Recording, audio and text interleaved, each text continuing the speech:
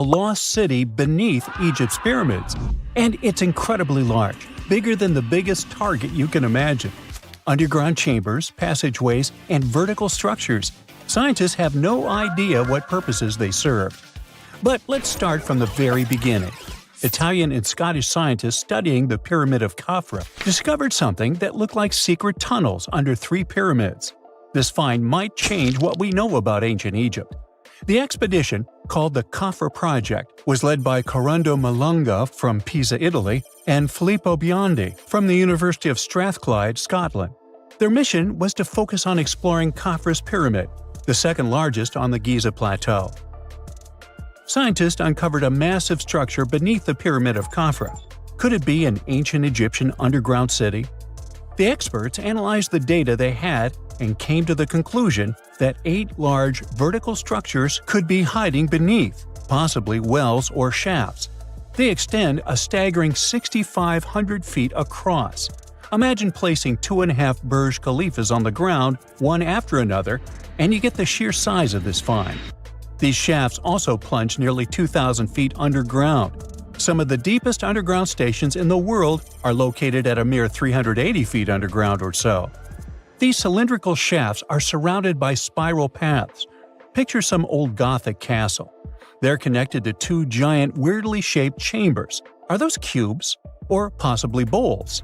Each of these chambers is likely more than 260 feet across. Now, even though we know about the structures now, no one has figured out their original purpose yet. Want to hear something even more shocking? Okay then. The team is almost sure that similar access points can be found under all 3 pyramids. In other words, all of them might be linked by a hidden system of underground tunnels, chambers, and passages. Even deeper, about 4,000 feet under the surface, there might be more unknown structures. And doesn't it add to the mystery? But the coolest news is that, according to some team members, these hidden structures near Giza pyramids could align with the legendary Halls of Amenti. In ancient Egyptian mythology, it's a place where people are believed to arrive when they're close to the end of their days. There, they are said to take a 3-day-long trial, facing their biggest fears. Now, how did scientists even discover these hidden spaces? To uncover them, researchers used 2 satellites positioned 420 miles above Earth. They sent radar signals to the Giza Plateau, and these signals generated detailed images, which were later compiled into a 3D model of the underground layout, including the newly detected shafts. Then, using synthetic aperture radar or SAR technology, which is a type of radar that can penetrate through stone, the team also spotted 5 small room-like structures hidden deep within the pyramid. One of these chambers contained a sarcophagus, which was once thought to be the tomb of Pharaoh Khafre. But now, scientists believe this was a mistake. The true burial site is likely to be elsewhere. In any case, these 5 hidden rooms were completely unknown before the scans. They seem to be arranged in the center of the pyramid and are linked to underground pathways leading somewhere below the structure. There's an opinion that these tunnels could lead to more hidden chambers and wells.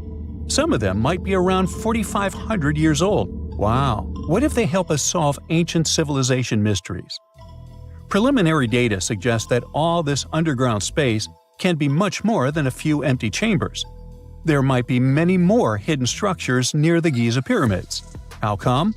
Well, the thing is, the structure appears to include hollowed-out sections with spiral pathways leading even deeper underground. Refining the images hinting at this could reveal an extensive subterranean network. It might be a whole city hidden under the surface. Now, despite the excitement surrounding these findings, there are also a lot of people who don't believe in the existence of the underground city. They're skeptical about the archaeological discovery in Egypt due to the lack of peer-reviewed verification. That's why several archaeologists and radar experts have challenged the validity of the claims. They've explained that the technology used to make the discovery may not be advanced enough to produce such detailed underground imagery. According to them, the 5 smaller chambers found near the surface could be natural formations, since the area had had sacred significance long before the construction of the pyramids. Some experts have even dismissed the use of radar methods in this context altogether. They call these methods scientifically unproven and question their accuracy.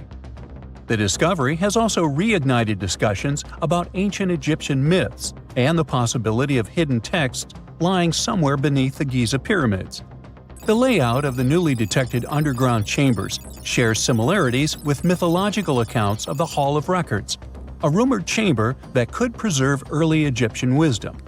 If confirmed, these findings could significantly reshape the understanding of Egypt's sacred topography. Plus, this lost city beneath Egypt's pyramid could become physical evidence of previously unknown underground structures. That's why the Khafre Project is super eager to begin excavating to confirm their findings. But getting approval from Egyptian authorities is a challenging process. The discoveries still need to undergo peer review before they are accepted by the academic community. By the way, this recent archaeological discovery in Egypt comes on the heels of another discovery involving a weird structure beneath the Royal Giza Cemetery, which researchers believe is unnatural in origin. Archaeologists used remote sensing techniques and uncovered a mysterious L-shaped structure underground in the Western Cemetery of Giza. This area is known to house burials of royal family members and high-ranking officials. Many of the tombs in the cemetery have above-ground mastabas, rectangular stone or mud brick structures with flat roofs. But there is an area in the center of the cemetery where there are no above-ground structures. To investigate this unexplored region, the team used electrical resistive tomography and ground-penetrating radar. ERT works by sending electrical currents into the ground and measuring the resistance to detect remains. As for GPR, it sends radar into the ground and maps the structures based on the radar's return. The team found an anomaly about 6.5 feet beneath the surface. It appeared to be an L-shaped structure measuring at least 33 feet in length. The readings suggested that the structure had been backfilled with sand after its construction. This made the team hypothesize that it could be a mix of sand and gravel, or possibly an air void. This anomaly was classified as a highly resistive structure, which meant it didn't occur naturally.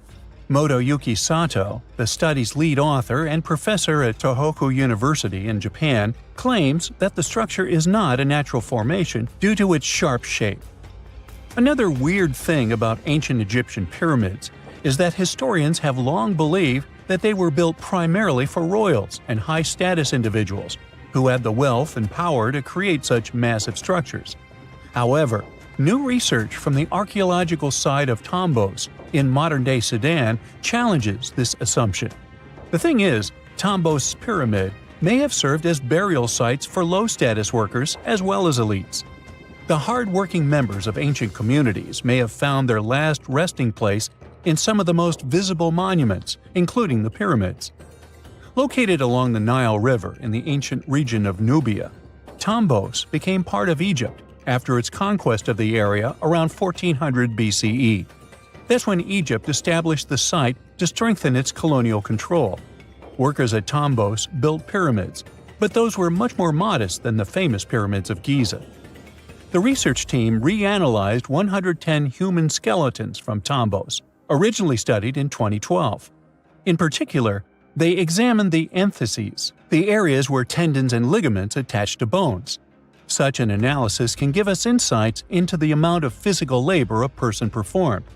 When someone does hard labor, their bones often develop distinct crests and ridges at these attachment points due to the stress on the tendons and ligaments. And while some skeletons showed little change in their entheses, suggesting they belonged to individuals from the upper classes, others showed more serious changes. It means they belong to lower-class workers. This finding can totally challenge our earlier understanding of pyramid burials, especially the idea that only elites were buried in the pyramids, because the pyramids themselves were designed for the elite. This recent research may prove that lower-class workers may have found their final resting place in these monumental structures too. X-rays are a type of invisible radiation that can pass through our bodies and objects. They're very important in the field of medicine because they allow doctors to see inside our bodies without having to perform surgery. Now, let's dive into how X-rays work. They're a kind of electromagnetic radiation, just like light or radio waves. However, they have much higher energy than light, which makes them able to go through objects that light cannot. Imagine you have a powerful flashlight. If you try to shine it through a wall, the light won't go through because the wall is too thick. But these rays have enough energy to go through walls and even our bodies. The discovery of X-rays happened by accident in the late 19th century. A scientist was experimenting with cathode rays, which are a type of radiation. He was working in his lab and noticed that a nearby fluorescent screen started to glow, even though it was not directly exposed to the cathode rays. He realized that something invisible was causing the fluorescence, and he named it X-ray, because X is the mathematical symbol for something unknown.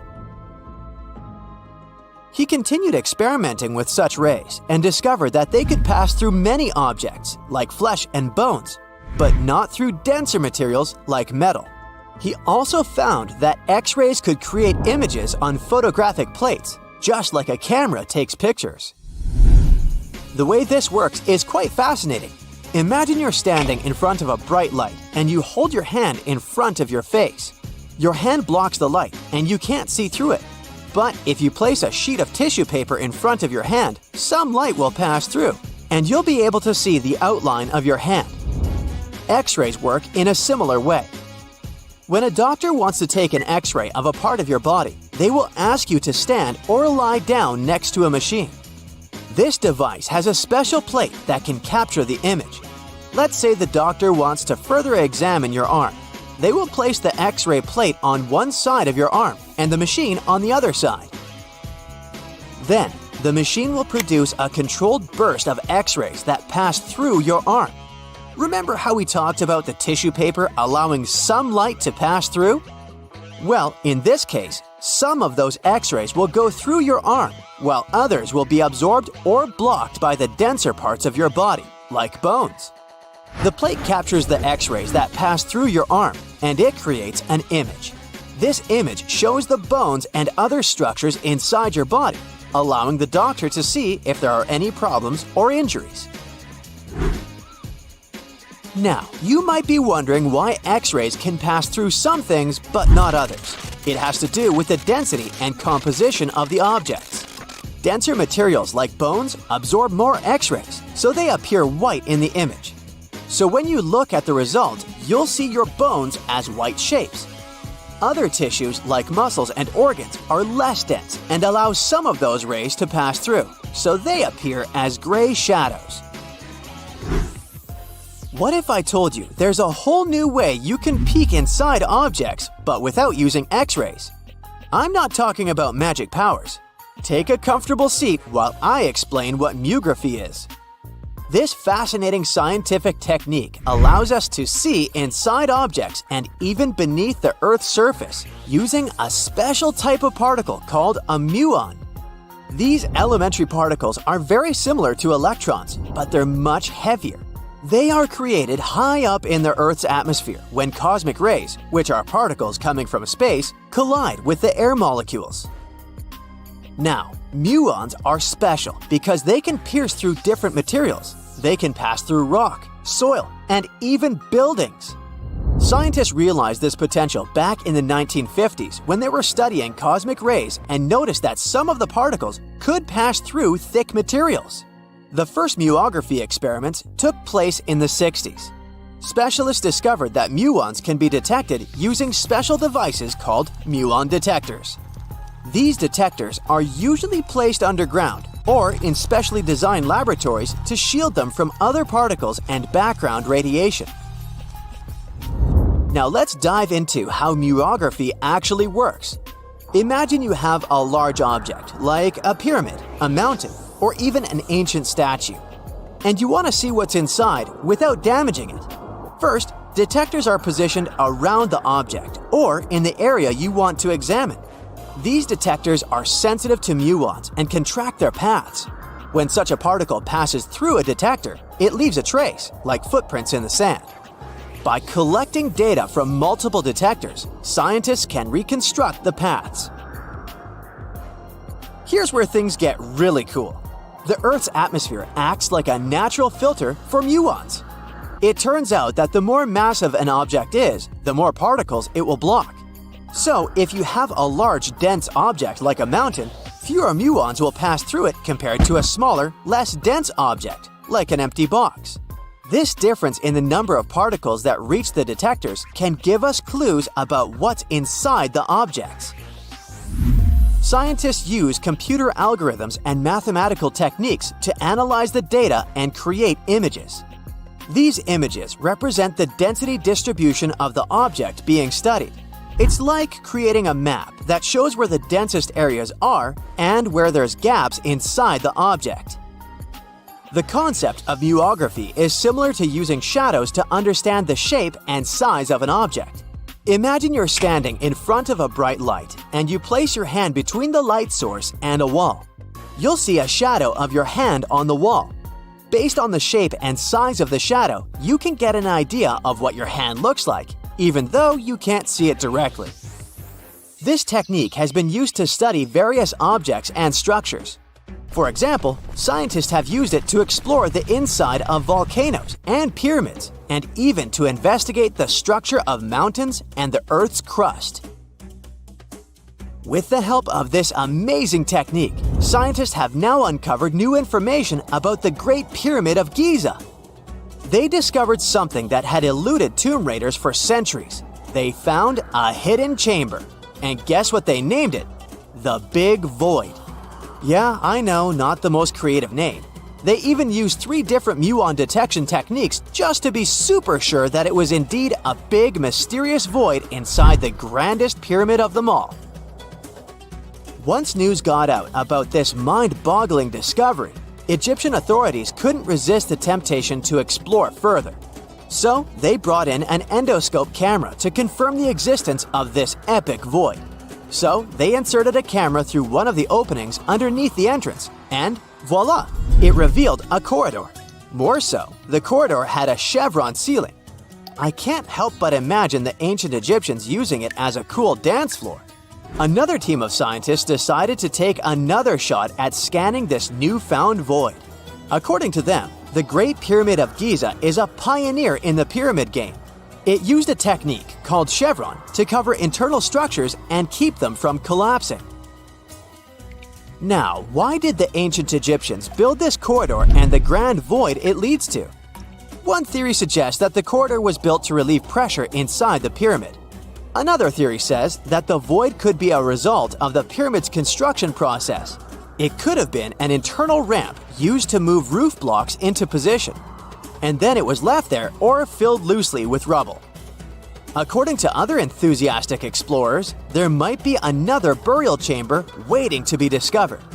They believe that the pyramids were built with a dash of randomness in the construction process. As the builders worked their magic, they realized that some chambers wouldn't be able to handle the weight of a majestic sarcophagus. So they made adjustments on the fly, creating new plans as they went along. 2 centuries ago, a 31-year-old Frenchman stormed into his brother's office in Paris. He had only one thing to share. "I've got it!" The man was so excited that he immediately collapsed. He spent the next 5 days in bed recovering his health.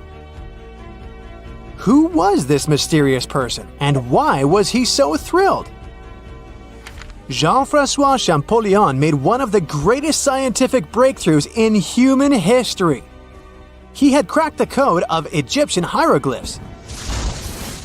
This enabled scientists to finally unravel the secrets of this ancient civilization. They weren't able to read hieroglyphs for nearly 2,000 years. After the Romans took over Egypt, the intricate writing system slowly faded away from people's minds. The last of the hieroglyphic texts date back to the 4th century. For thousands of years, Egyptians used images to show their lives. But the knowledge of how to read these pictures was lost to modern science. The story of hieroglyphs began in 3250 before current era. That's when ancient Egyptians developed writing. Their motivation was to better organize the distribution and storage of goods.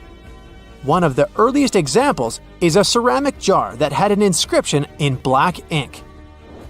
There were two major writing systems. The first were the hieroglyphs, which literally means sacred carving.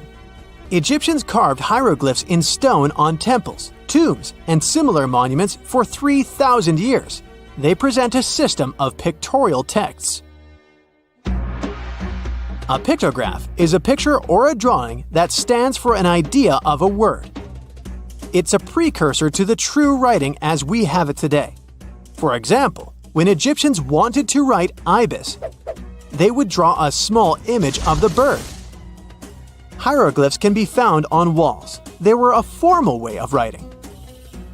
The other writing system was hieratic. Egyptians mostly used it when writing on papyrus. That's an early, thicker form of the paper we have today. It soon evolved into demotic. This improved version became the most common writing systems in ancient Egypt. Then, in the early 4th century BCE, Alexander the Great took control of Egypt. This was the time when the Greek Ptolemaic dynasty ruled the country. You've probably heard of the last ruler of this dynasty, Cleopatra. During her time, Egyptian demotic and Greek were used side by side. The two started mixing, and by the year 100, a new language emerged, Coptic. It slowly replaced the ancient writing system.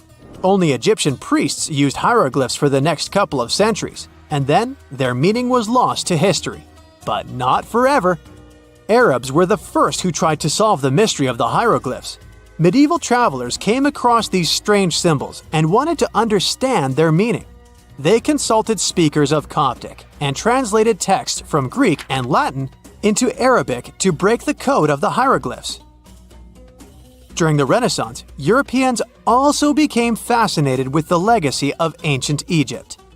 Scholars from the Old Continent believed that hieroglyphs were a group of symbols as opposed to a written language. This was all about to change in 1799.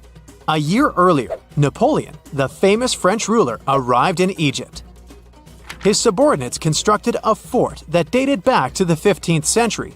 Rashid, or Rosetta, was a port town in the northeast of Egypt, near Alexandria.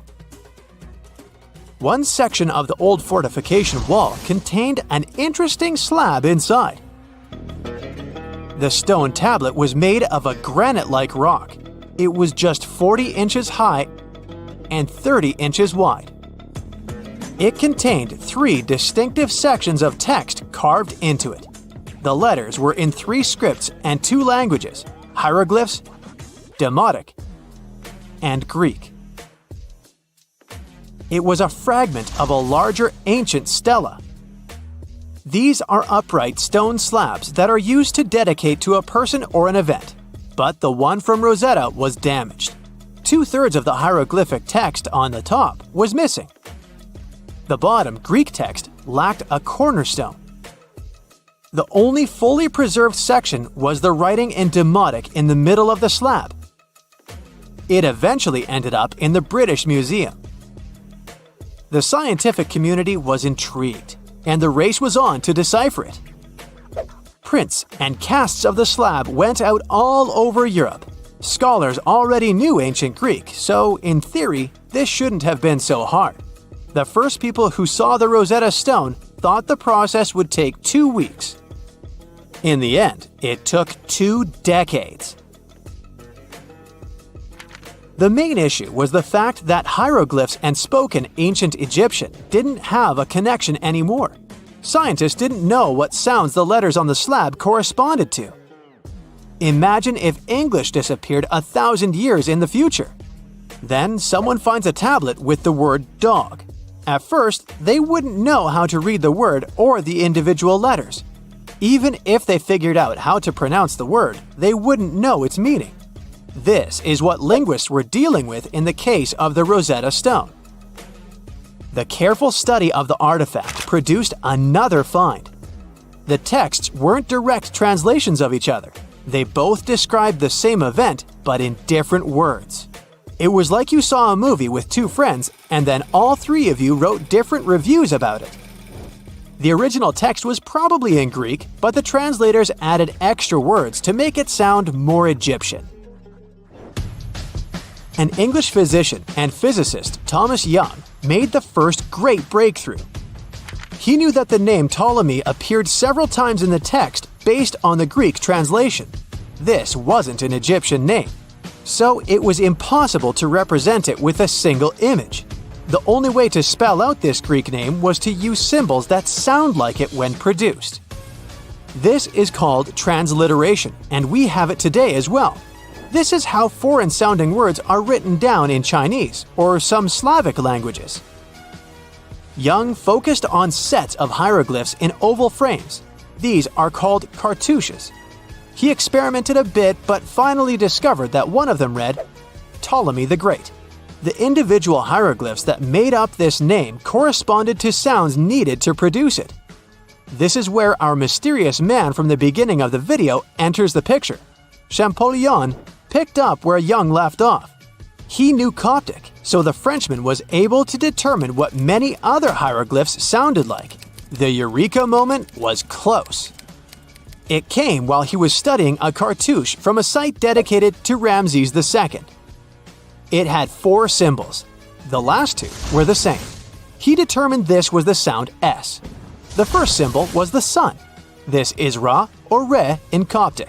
So the cartouche read Ra something SS. Can you already guess the name?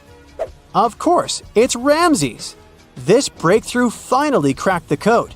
Ancient Egyptian wasn't a mishmash of cool-looking images. It was a phonetic language that Jean-François Champollion discovered in September of 1822. The stone slab is today known as the Decree of Memphis. The Egyptian council issued it in this city in the year 196 before current era. In it, they expressed their loyalty to the pharaoh. They erected identical stelae and temples all across Egypt. The Rosetta Stone was just one copy of them, but its content is less important than the fact that Champollion's translation gave these ancient peoples their voice again. During the 1800s, European scholars didn't think that the Egyptian civilization was much older than classical Greek or Roman. Now that scientists could read hieroglyphs, a whole new chapter of human history opened. One of the most famous finds in the history of archaeology happened in 1922. That's when the British archaeologist Howard Carter discovered the tomb of Pharaoh Tutankhamun in Egypt's Valley of the Kings. The whole world admired King Tut's golden mask. But without Champollion's pioneering work, it would be impossible to know who its owner was. The young pharaoh's cartouche is phonetic. For instance, you pronounce the pictograph of a chick as the vowel U. The symbol for the key of life is an ankh, and there is a shepherd's crook in the end. It symbolizes the word ruler.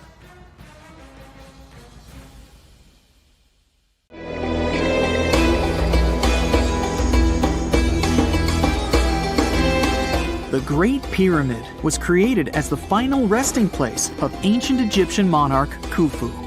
According to legend, French leader Napoleon entered the Great Pyramid and came back out looking shaken and super pale. He never revealed what he saw inside, but whatever it was is said to have affected him for the rest of his life.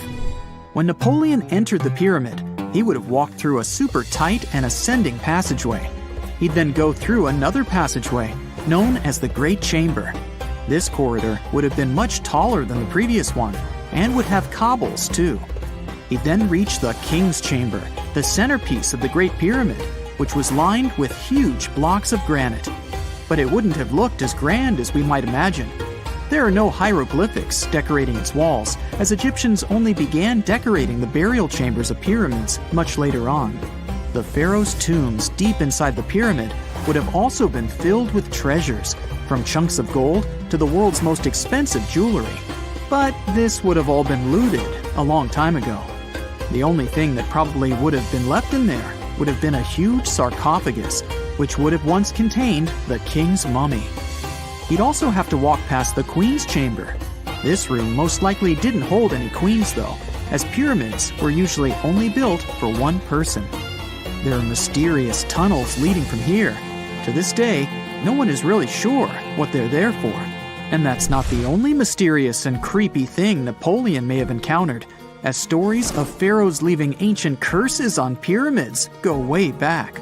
Many pyramids had warnings written on the outside, telling of horrifying things that would happen to those who entered and disturbed the peace. We might not know what exactly Napoleon found in the Great Pyramid that scared him so much, but we know for sure what was found in Tutankhamun's tomb. Tutankhamun was an ancient Egyptian pharaoh who was only 8 or 9 years old when he took to the throne. He became a cultural phenomenon when his tomb was discovered almost completely intact in 1922. His pyramid sits in the Valley of Kings in Thebes, modern Luxor, which is in Egypt. Unlike the Great Pyramid, Tutankhamun's tomb was covered in beautiful wall decorations. The walls told the story of how he would travel to the afterlife through the underworld. Egyptians believed all people would have to take this journey, so they would fill their tombs with objects and paintings to help them get there. There'd also be spells painted on the walls. They believed this would help people pass over to the next realm. The journey would be pretty long, and for that reason, the ancient Egyptians would also fill the pyramids with food. Tutankhamun's pyramid was filled with 8 fruit baskets. They even found something called gingerbread fruit in there. The rooms were jam-packed with furniture, statues, clothes, and staffs, amongst a whole bunch of other things. You'd likely find a lot of clothes and expensive jewelry in the pyramids as well. The ancient Egyptians wanted their ancestors to travel in style to the afterlife. They put Tutankhamun in his final resting place with over 50 pieces of clothing, all of the highest quality. There were tunics, scarves, gloves, and headdresses, and a ton of jewelry. Bracelets, pendants, necklaces, rings, and scarabs for protection were all found inside. Each of them was made of gold or precious stones. There were also fans made of ostrich feathers to keep the old pharaoh cool in the hot Egyptian sun. But the temperature inside the pyramids never actually went above 68 degrees Fahrenheit. The ancient Egyptians developed a super cool air conditioning system that we don't fully understand even today. Tutankhamun's pyramid also contained 130 walking sticks made from ebony, ivory, silver, and gold to help him on his journey. There were 3 chariots hidden away in case he got tired of all the walking.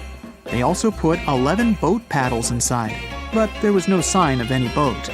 The pyramids would be littered with the pharaoh's favorite scents and perfumes. During the excavation of Tutankhamun's pyramid, it quickly became clear that it had been robbed during ancient times. There was damage to doors and traces of oils left in empty jars. It looks like someone raided the pyramid for gold and the scents, perfumes, and oils that had been left for King Tut. There was still a bit of perfume, which was made from coconut oil and frankincense, left in one bottle. It seems like Pharaoh Tutankhamun loved board games. There was an ivory traveling set of senet in his pyramid. Although we don't know for sure exactly how to play it, we have figured out it was sort of an ancient Egyptian version of backgammon.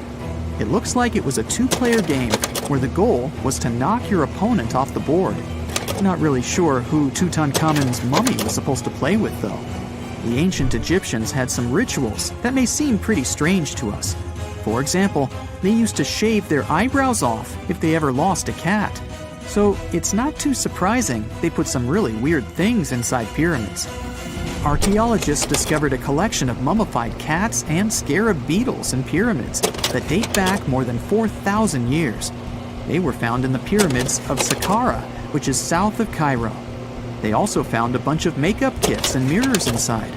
Makeup was worn proudly by both men and women in ancient Egyptian times. Eyeliner was the most popular cosmetic. The Rosetta Stone was one of the best discoveries ever made in pyramids. It was found by our man Napoleon Bonaparte and his team. It's a black granite rock that dates back to 196 BCE. It's transcribed in Greek, Demotic, and Hieroglyphic. When it was translated in 1822, we got the key to understanding ancient Egyptian hieroglyphics for the very first time. The discovery of Queen Hatshepsut's mummy in 1903 changed our understanding of the Egyptians forever. After she had passed away, her successor, Thutmose III, removed most of the evidence of her reign, so we basically knew nothing about Egypt's first great female leader. She's now gone on to become one of the few and most famous female pharaohs of Egypt. Pharaoh Khufu even had a fully fledged boat in his pyramid. Archaeologists uncovered more than 1,200 pieces of a giant boat near the Great Pyramid at Giza. They reassembled the boat, and it's a whopping 144 feet long. It's most likely a solar boat, which was designed to carry the resurrected king with the deity Ra. Fun fact, the Pyramid of Giza is the last remaining of the 7 wonders of the ancient world. The other 6 are the Hanging Gardens, the Colossus, the Temple of Artemis, the Mausoleum, the Lighthouse, and the Statue of Zeus. This pyramid was also the world's tallest man-made structure for 3,800 years, and it's the biggest pyramid in Egypt. It took a staggering 2.3 million blocks of limestone, and some weighed as much as 80 tons. It took an incredible 100,000 laborers and a whopping 23 years to build. Its original height was a mega 480 feet. In 2017, archaeologists discovered something weird about Egypt's Great Pyramid. There's a hidden void that's at least 100 feet long, and no one really knows why it's there or what's actually inside it. The weird void is the first inner structure discovered within the 4,500-year-old pyramid since the 1800s. Scientists used cosmic rays to detect the massive hole, but are still no closer today to finding out what's inside. The ancient Egyptians took a lot of care building the pyramids, and everything was strategically placed and structurally sound, so it's super unlikely that this hole is due to blocks falling over time. Loads of pyramids also contain small model figurines called ushabti. These represented attendants. They believed they would come to life to serve the pharaohs in the afterlife. But it's amazing that all this stuff actually fit inside.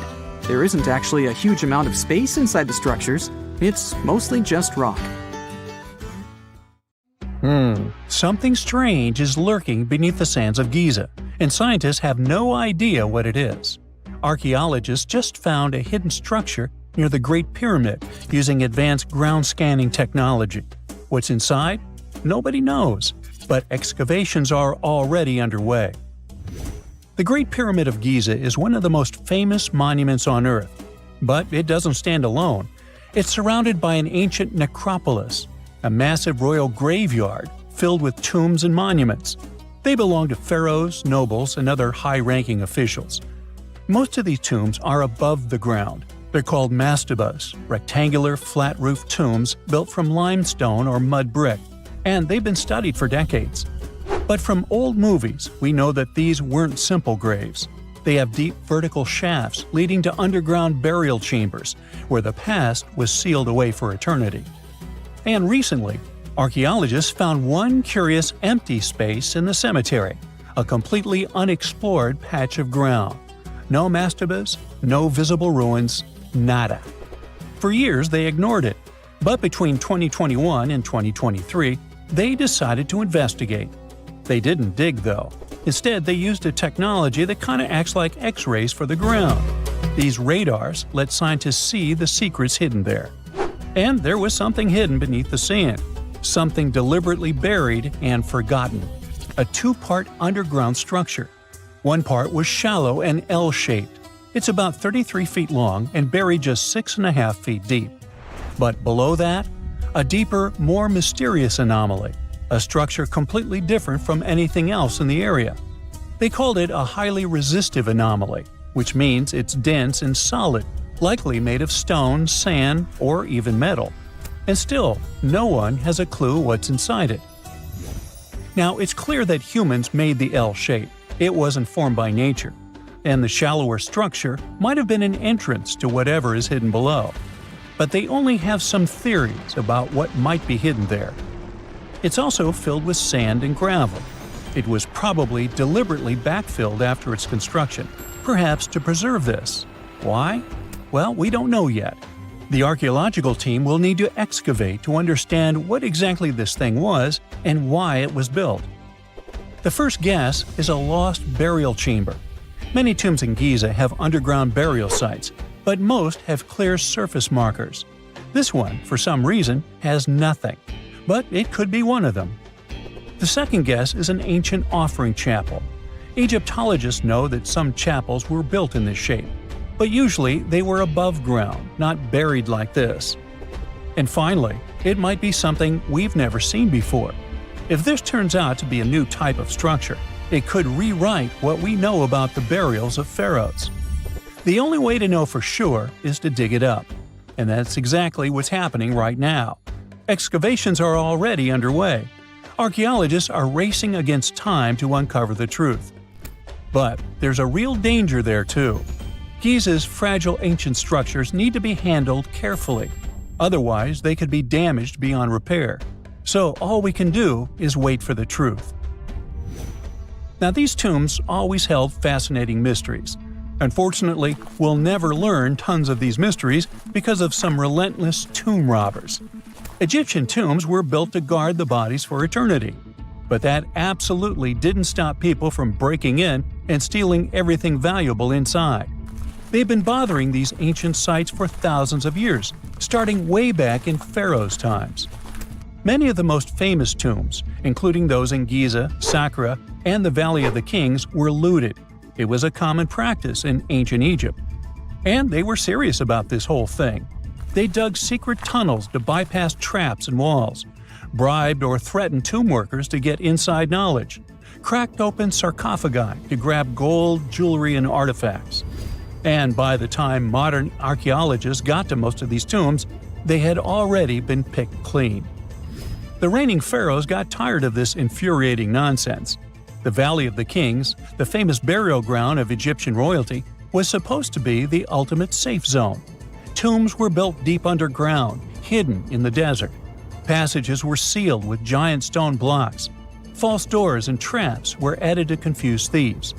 Even curses were written on the walls, warnings of horrible endings for anyone who dared to disturb the tomb, which is exactly where we got all those horror stories about mummies from. Spoiler alert, none of it worked. Most tombs in the Valley of the Kings were fully robbed within 100 years of being sealed. Even King Tutankhamun's tomb, one of the most famous in history, was broken into twice in ancient times. Some of them decided to try and fight back. The New Kingdom rulers built hidden unmarked tombs in a way that should have prevented the looters from finding them, but didn't work. Some pharaohs, like Ramses II, were moved in secret to prevent their bodies from being stolen. Nope, didn't matter. The grave robbers always won.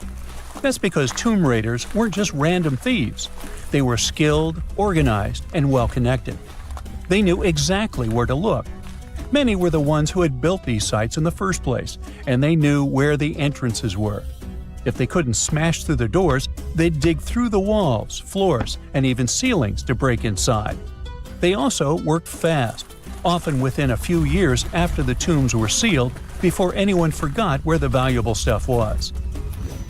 The Khufu's pyramid, the one that's next to this newly discovered structure, was looted long before modern times.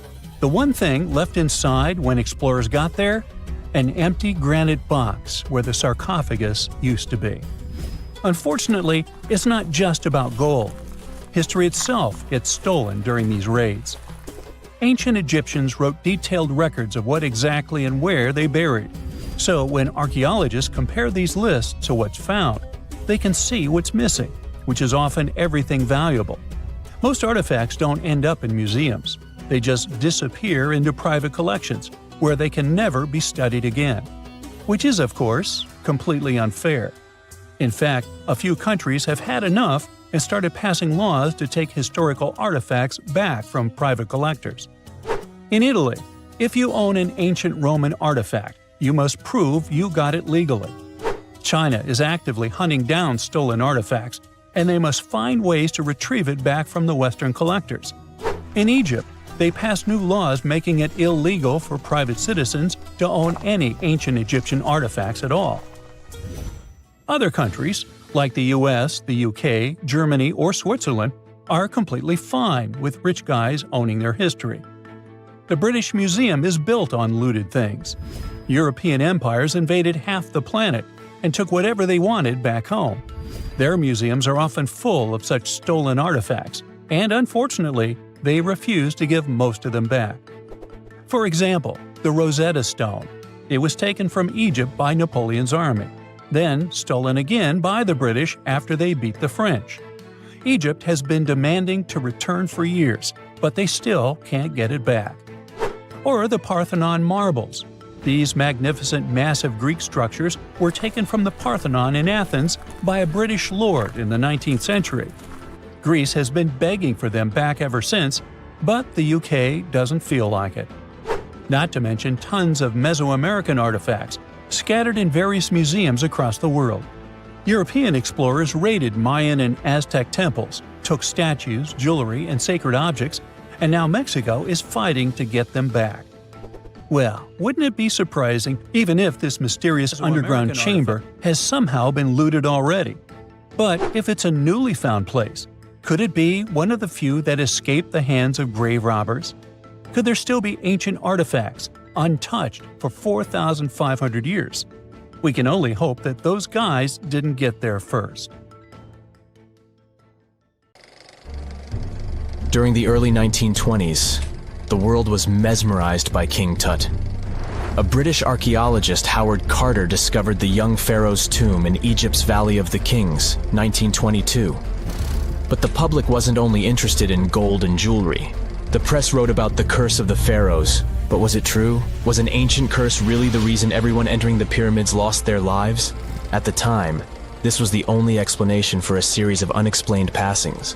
The man present at the opening of King Tut's burial chamber, George Herbert V, Earl of Carnarvon, lived only 5 more months after the discovery.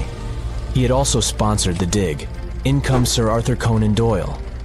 You probably know of him, the English writer behind Sherlock Holmes. He claimed that an evil elemental caused the explorer's demise. He must have been joking, right? Unfortunately, no. The newspapers continued to blame the pharaoh's curse after every Egyptologist left this world. These are the scientists who study the ancient cultures of Egypt. The archaeologist who opened King Tutankhamun's tomb passed away full 17 years after the discovery. The reason for it wasn't a secret: Hodgkin's disease. Yet again, journalists around the world wrote of a curse. This was getting ridiculous. But science must have had a rational explanation, right? Well, it did. And that explanation was common mold. Harmful fungi, Aspergillus, can survive for ages in sealed tombs. When humans inhale them, there's a high risk of infection in people who have a weakened immune system. Today, doctors believe this is what happened to the unfortunate explorer more than a century ago. Scientists now know that this type of fungi grows especially well on grain. And King Tut's tomb was full of offerings in the form of baskets full of raw grain and bread. Researchers discovered other varieties of fungi on ancient Egyptian mummies. These molds can easily cause some nasty consequences for humans. The danger of rotting organic material is real. Just look inside your fridge. Any food leftovers you have there start to go off after just 3 to 4 days. You can imagine what happens to food in a sealed chamber after thousands of years. Food is just one kind of organic material. There is also wood. If you expose it to water or even moisture in the air, it starts to deteriorate. You don't have to travel to Egypt to see the effects of this process. Any abandoned building in your neighborhood can serve as an example.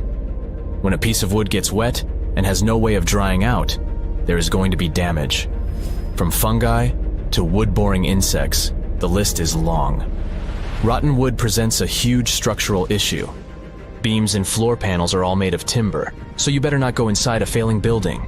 You can easily lose your footing. But this is just the tip of the iceberg. The building materials since the time of the pharaohs have changed, but so have the dangers. One of the best examples is asbestos. Until the 1970s, most home insulation materials contained this substance. It was in everything, from boilers to soundproofing. This microfiber provided excellent heat insulation. But then, the United States banned asbestos in 1989. The UK did the same a decade later. The reason for it is that asbestos becomes a health hazard when it gets damaged. When humans inhale asbestos fibers, they can get seriously sick. Abandoned strictures are full of this material, and there is no one to maintain them. You see the danger now. Another material is also common in old buildings: lead. Ancient Romans used lead piping to channel spring water into their homes. They also cooked in lead vessels, which was probably not the wisest of choices. You see, lead and water don't go well together because of something called corrosion. But this problem isn't ancient. US officials banned lead piping only in 1986. That means that 7% of American households still have lead service lines. And this is not the only source of poisoning. Until the mid-1960s, builders used lead paint to coat woodwork. In abandoned buildings, this lead coating snapped a long time ago. Anyone who touches doors and windows will disturb this lead dust and inhale it. The dust particles are at least visible to an unaided eye. This is not the case for carbon monoxide. This gas has no color, so you can't see it. It has no odor, so you can't smell it. No way to detect a carbon monoxide leak at all. And how does this dangerous gas usually escape? Poor maintenance. Well, abandoned buildings have zero maintenance. 1 second, you could be exploring an old factory, and the next you could feel dizzy with and have a terrible headache. These are just some of the symptoms of CO poisoning, the less severe ones. But what is the source? All it takes is for an old boiler to finally give way after years of neglect. We've reached an important question. What is the main factor in air quality inside a room? If you are thinking the level of oxygen, try again. It turns out that oxygen levels drop by only 0.3% in 8 hours inside an airtight room. This is a room in which doors and windows are sealed with tape, so the decrease is even smaller in normal conditions. Oxygen isn't the main problem. The levels of carbon dioxide rise sharply inside a sealed room. This is the direct result of human breathing. We inhale oxygen and exhale CO2. Think of it as a waste gas. Normally it's only a tiny portion of the air we breathe, 0.04%. But in a sealed room, high levels of carbon dioxide will make you feel drowsy. And that's the last thing you need when inside a dilapidated building. Carbon dioxide will decrease your ability to think clearly. Researchers from Harvard did an interesting study in 2016. They had office workers come in 6 days in a row to complete a problem-solving test. During the week, they gradually raised the carbon dioxide levels in the mock-up office. The results of the same test kept getting worse over time. There are many factors at play, but CO2 levels definitely had an impact on the workers' problem-solving ability. The test took place inside a typical office environment, not inside a crumbling building where visitors must watch their every step. When I say visitors, I really mean trespassers, and trespassing is a criminal offense in the United States. This goes both for private and public property. If you defy the law, you can be fined up to $5,000 or even face lockup time. That should make you think twice before jumping over a fence with a no trespassing sign. But again, you might not be the only one inside. You can never know who else is in the building. Perhaps a person up to no good? It doesn't have to be a person at all. Animals can pose a threat as well. You would be startled if you saw a rat, for example. But the poor animal would be scared as well. It might bite you. The list of diseases rats carry is pretty long. But rodents' teeth can cause other forms of damage. They grow constantly, so the animal has to constantly nibble on something to stop them from overgrowing.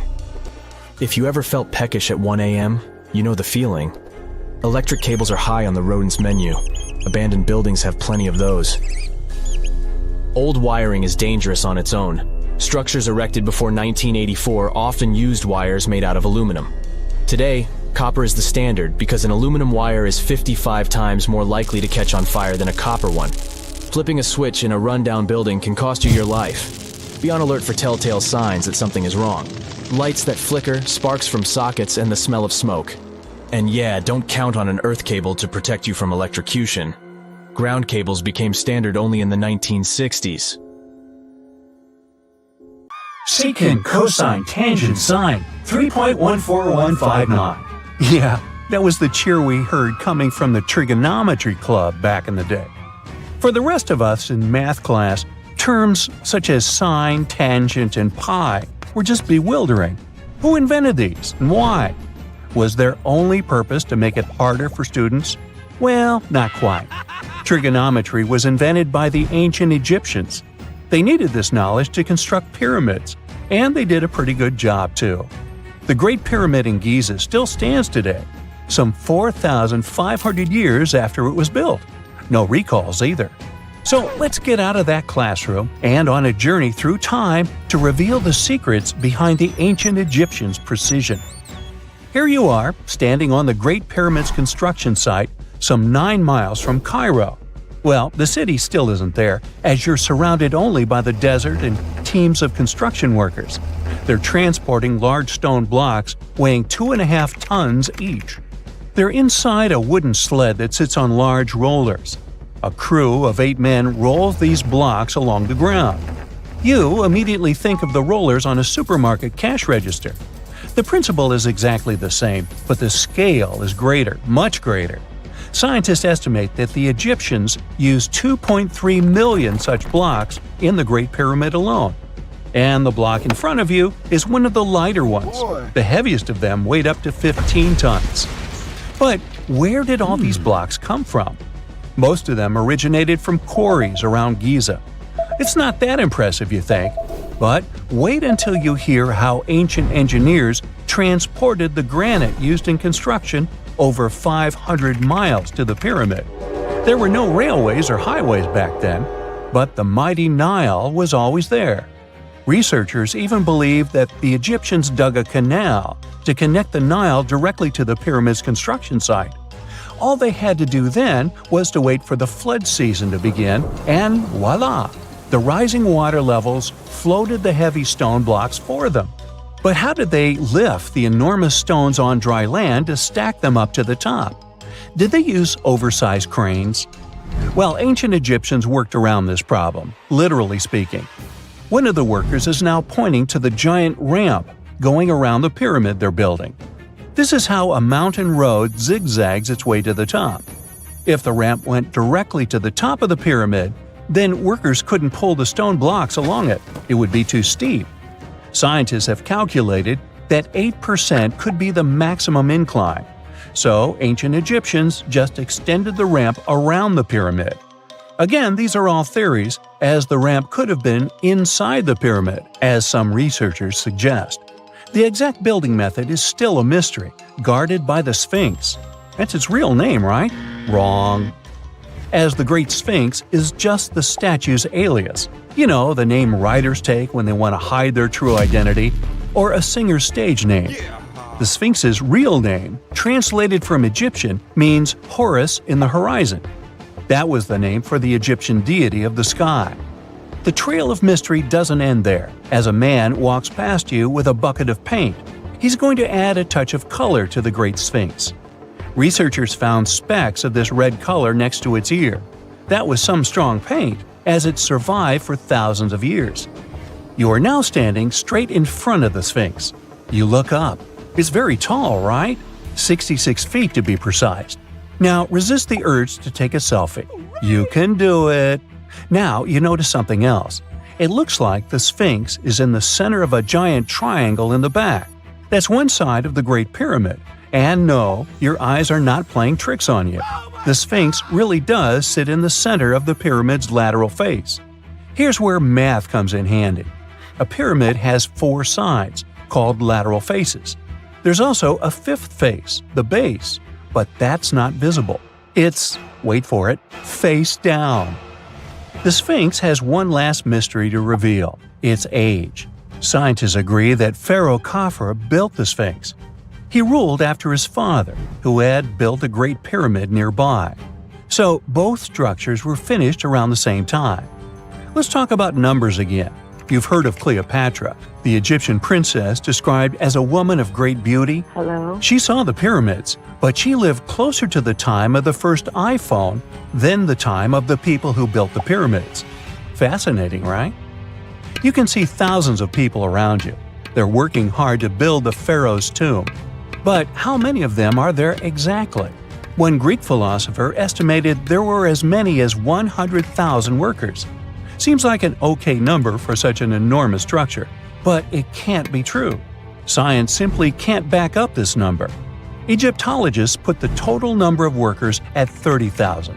And yes, Indiana Jones was one of them, at least on the big screen, but he showed up late. Egyptologists know a lot about the pyramids, but not everything. Not because they don't want to, but because they haven't yet dug up enough evidence. They can only guess how the building process went. First, engineers would arrive to choose the right spot and do the necessary measurements. That's why they needed all that complicated math. Then, it's time for sourcing the material, the large stone blocks I mentioned earlier. When boats deliver them to the site of the future pyramid, workers can finally do their thing. They operated in smaller groups, but there were at least 2,000 of them chiseling and carving away at any given time. Sounds like a typical construction site today? Well, that's because it is, just thousands of years ago. It's amazing what ancient Egyptians were able to achieve with just copper and stone tools. The pyramid is now complete in front of you. But is it the same pyramid we see today? Why is this structure shining bright in the desert sun? Isn't it supposed to be a dusty yellow color? Well, no. Human activity and the elements have completely stripped the outer layer of stones over time. Expert craftspeople polished these blocks using nothing but stone and sand. The end result was a smooth and shiny rock. On the day it was completed, the Great Pyramid of Giza was a perfect triangle of light. Its polished sides acted like giant mirrors, reflecting the powerful Egyptian sun. This is the point where you should put your glasses on, and that shiny thing you see at the pyramid's very top is actually gold. The capstone at the top of the pyramid is called a pyramidion. It was covered in sheets of gold. As you can guess, these were the first stones to disappear. Let's make another stop before we get you back to your classroom. We travel to the British Isles, and no, Stonehenge isn't our destination. It is Newgrange in County Meath. Scientists estimate that the ancient peoples of Ireland built this stone monument around the year 3200 BCE. This makes it older than both Stonehenge and the Great Pyramid in Giza. The function of the circular mound in Newgrange is the same as the one of the Great Pyramid and equally mysterious. The estimated amount of loose stone present in the valley is over 220,000 tons. And it's not just randomly thrown on a pile. The order in which the stones are set makes the structure water-resistant. That would explain how Newgrange had survived for so long. Kinda makes you want to splash out the cash for that waterproof phone case, huh? Well, you're back in your school desk, but today's math lecture is the last thing on your mind. You're thinking about how great the Egyptian pyramids are, and if we have something similar today. It turns out modern engineers are just as impressed with the Great Pyramid as you are. There's a glass pyramid sitting in the main courtyard of the famous Louvre Museum in Paris. The panorama of San Francisco wouldn't be complete without the 48-story Trans-America Pyramid. But Las Vegas went the furthest. There we find the Luxor Hotel. It's so big that it's the third largest pyramid on the planet. And guess what's in front of it? Yup, a replica of the Sphinx. It's 110 feet tall, 2 stories higher than the one in Giza. Yeah, everything's bigger in Vegas. It's nighttime, and you're about to walk inside Pharaoh Tutankhamun's final resting place. You know, King Tut. You don't have a torch, but at least you came with a flashlight. You walk down several flights of stairs and observe how the walls are carved in hieroglyphics and what looks like a spell. Those who take anything from this place will be doomed for life, the spell says. Even if you don't really believe it, this scares you a little bit. You find a huge stone door. Is it a trap? You manage to open it, but oh no, it's only an empty chamber. You check your map. It seems like you're heading in the right direction. After what feels like hours, you realize you must be trapped inside a labyrinth. You try to retrace your steps, but you can't find the door where you came in from anymore. That's it, you think to yourself. You've fallen for the Pharaoh's trap. What's worse, you didn't bring a lunch. Okay, so we've all seen Hollywood movies where the main character is exploring ancient ruins and faces some seriously dangerous traps, right?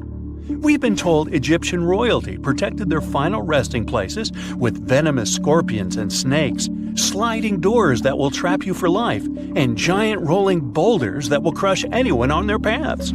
The thing is, were these traps truly real? Well, I regret to be the one to break it to you, but this is all fiction. These elaborate traps were too technologically advanced for ancient civilizations to pull off. That is not to say, however, that there weren't any traps at all. Ancient civilizations, like the Egyptians and the Mayans, are known for their practice of building entire monuments dedicated to the ones who had passed away. These structures would often reflect the position of person occupied in society. So, for the really important people, the VIPs of their times, massive monuments were built to host their bodies long after they were gone.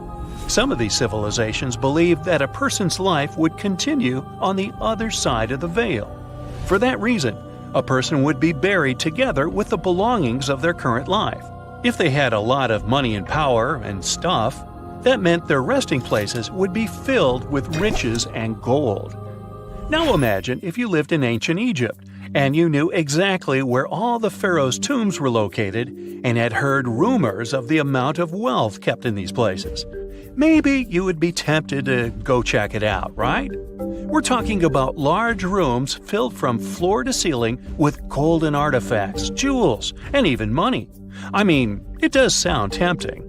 And since there weren't any security guards protecting the entrance of these places, Egyptians needed to get creative as to how they would protect these riches. These old civilizations found some traps to be useful. A recurring one was building empty rooms inside the monument to confuse a burglar. Now, let's take a look at Amenhotep III's final resting place as an example. It was built in the city of Luxor, in a spot also known as the Western Valley of the Kings. Two French engineers originally discovered the monument between 1905 and 1914 CE. The structure is huge and has more than 10 chambers, connected by long corridors and steep stairways. The King's Chamber is the most hidden one, and for an outsider to try and find it, they will probably enter a lot of empty rooms beforehand.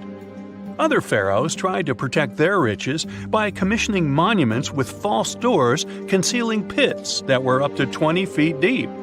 This way, an unwarned and unwanted visitor would be surprised by the deep hole on their way to the king's resting chamber. Alongside false doors, pharaohs made sure to build labyrinth-style corridors and false walls. This way, robbers could take hours or days before they found the king's real chamber. As to pits with poisonous snakes on them, if there were any reptiles inside these monuments, they probably got inside on their own and would most likely not stay there for long. There is no way snakes would survive years and years without food inside these pits. So yes, another Hollywood-induced belief right there. If these traps seem boring to you, archaeologists did find an interesting deterrent in the final resting place of the Red Queen of Palenque in Mexico. Palenque was one of the most powerful Mayan cities in pre-Columbian Mexico, and the Red Queen was believed to be the grandmother of the last Mayan king, undoubtedly a person of immense importance to the empire.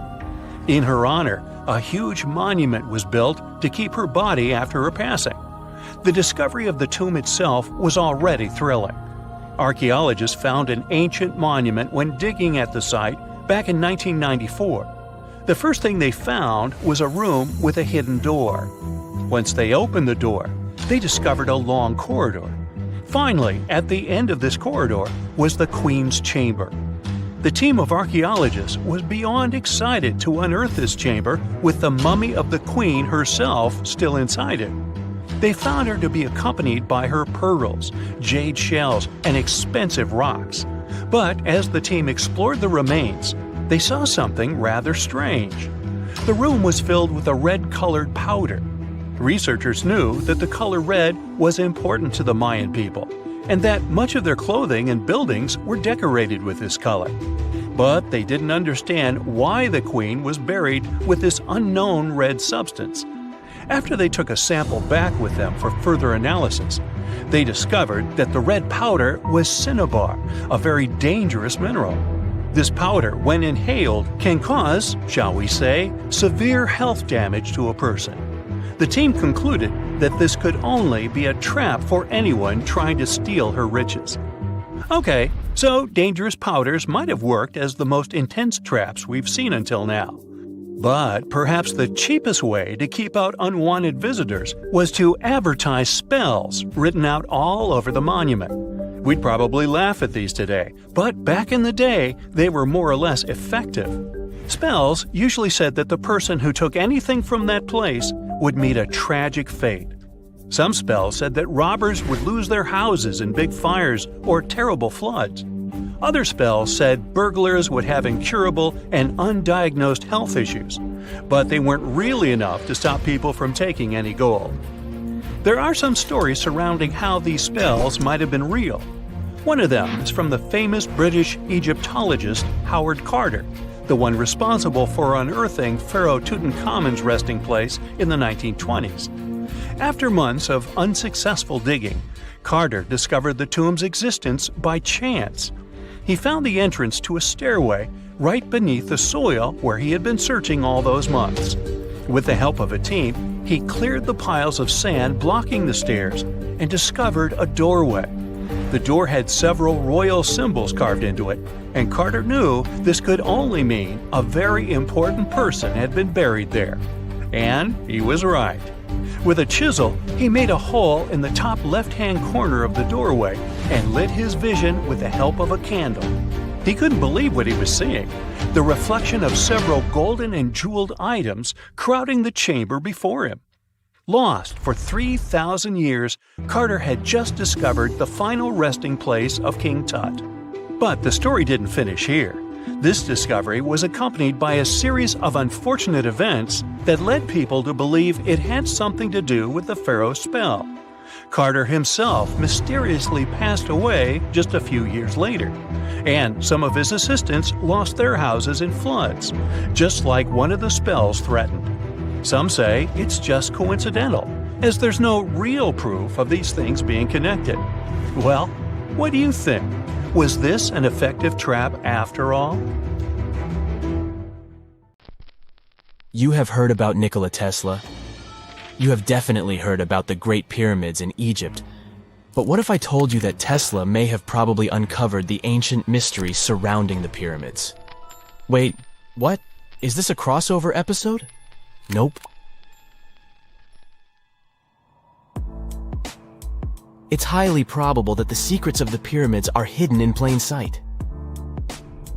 But first, let's recap what we know about the pyramids. What's so mysterious about them? I mean, they are just old quirky buildings, aren't they? One of the biggest questions is how they were built. Some people think that the pyramids were created by people using only their hands and muscles. But others think that there might have been some kind of crazy energy source that we don't know about yet. Like, what if aliens helped out or something? Just kidding. But this idea of some unknown energy source being used to build the pyramids has been around for ages. Even in old texts, like the pyramid texts, it talks about how the gods gave us something to build a great power. So maybe there was something really powerful and mysterious going on back then? Who knows? Back in the early 1900s, he got obsessed with the Great Pyramids of Egypt. He read numerous books about these ancient structures and was blown away by how much energy they seemed to have. At that time, not many people knew much about electricity, and Tesla started to wonder if there was some kind of advanced tech hidden in the pyramids. He had an idea that the power of the pyramids had to do with electromagnetism, and he put a lot of time and effort into trying to figure out the mystery. Tesla had some pretty unusual theories about the Great Pyramids. He thought that they could actually store and move electricity, which could then be used to power up the areas around them. He also had this theory that the pyramids were built using some kind of crystal energy. He believed that the chambers inside the pyramids could have these super powerful crystals that could control the electromagnetic fields. But that's not all. Tesla also had this idea that the materials used to make the pyramids had properties that allowed them to trap energy from the sun and the moon. And not just a little bit of energy. He thought that the pyramid could actually create this massive energy field that could light up whole cities or even brighten up dark places. He thought that the pyramids could be used as giant power plants to generate electricity and run machines. Tesla even believed that the pyramids were somehow linked to cosmic energy, which could be used for spiritual enlightenment and healing. How very new age of him. Anyway, Tesla wasn't just pulling these ideas out of thin air. He was seriously into studying everything he could about the pyramids, from ancient artifacts and texts to hieroglyphs and drawings. And he came up with this idea that the pyramids were designed to be energy amplifiers, and some kind of unknown energy source was used during their construction. Some people thought Tesla was eccentric for coming up with these theories, but his ideas have actually had a huge impact on the way we think about the pyramids today. Researchers and scholars have been digging into his theories for years and using them to uncover some of the biggest mysteries surrounding these ancient structures. For example, recently scientists have used theoretical physics to investigate how the Great Pyramid of Egypt would react to certain radio waves. They found out that if the radio waves were a certain length, the pyramid could concentrate the energy inside its rooms and focus it under its base. The scientists did lots of calculations to figure this out. They first thought about what radio wavelengths would work best. Then they made a model of how the pyramid would react to the waves. They figured out how much of the energy from the waves would get absorbed or spread out.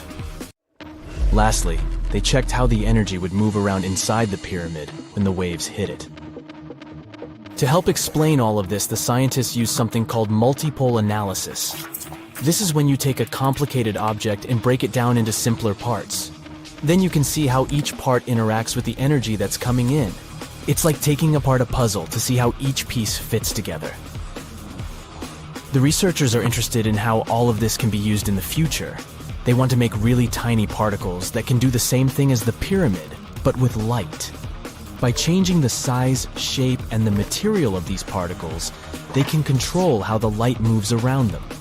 This can be really useful for things like making tiny sensors or super efficient solar cells.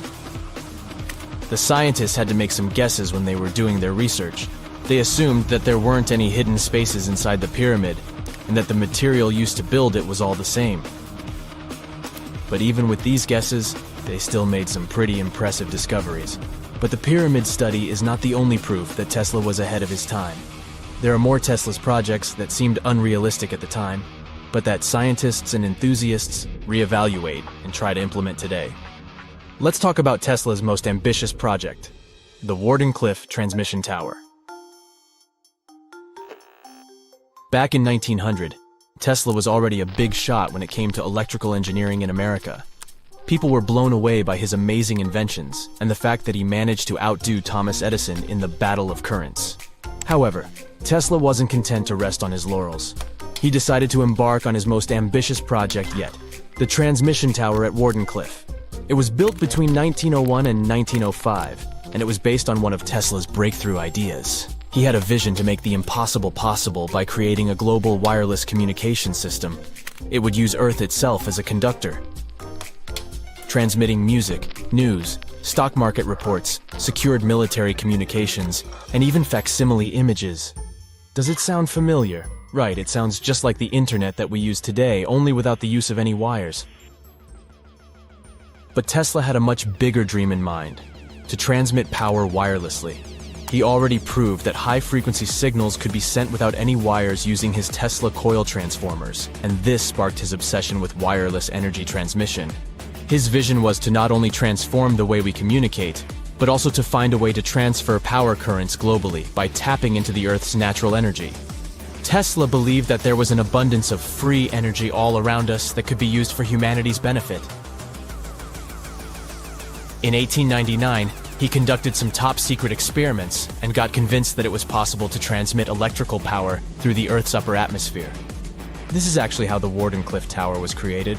It was supposed to be the prototype station for a network of towers all over the globe that would provide the whole world with wireless energy. Unfortunately, Tesla didn't have the resources or the patience of his investors to bring this project to fruition. It ran into all sorts of financial problems and roadblocks, and in 1917, the unfinished tower was finally torn down for scrap metal to pay off Tesla's mounting debts. Now it remains a sad reminder that even the greatest minds can sometimes fall short of their dreams. The original red brick laboratory, however, is still there, and it is the only Tesla lab that has survived. Fun fact, in 2017, a film crew made a crazy discovery. They used ground-penetrating radar to explore the area around Warden Cliff, and they found a whole series of tunnels stretching for hundreds of feet underneath the site. Nobody knows exactly what these tunnels were used for, but people have been speculating for years that they were part of Tesla's grand plan. Warden Cliff, of course, is a major landmark for Tesla enthusiasts from all over the world. Who knows? Maybe someone will finally crack the mystery of the tunnels one day. But even if they don't, the legacy of Tesla and his amazing ideas lives on.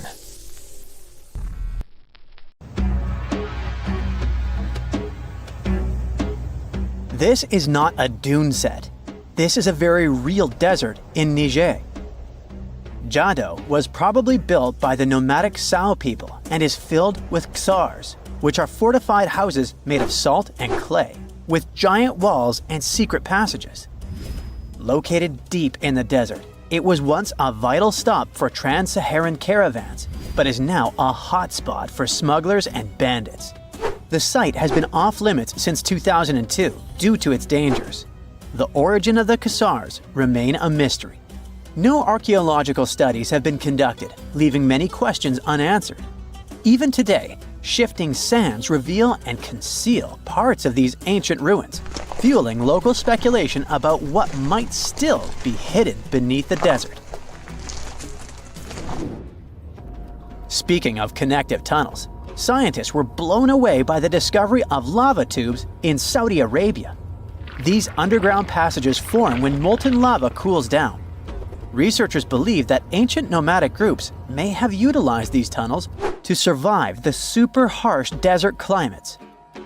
While excavating the tunnels, archaeologists uncovered artifacts, rock art, and skeletal remains. The art and animal bones show that the people who used the tunnels were probably sheep and goat herders. They're still piecing together whether these groups lived in the tunnels for extended periods or just used them as temporary shelters.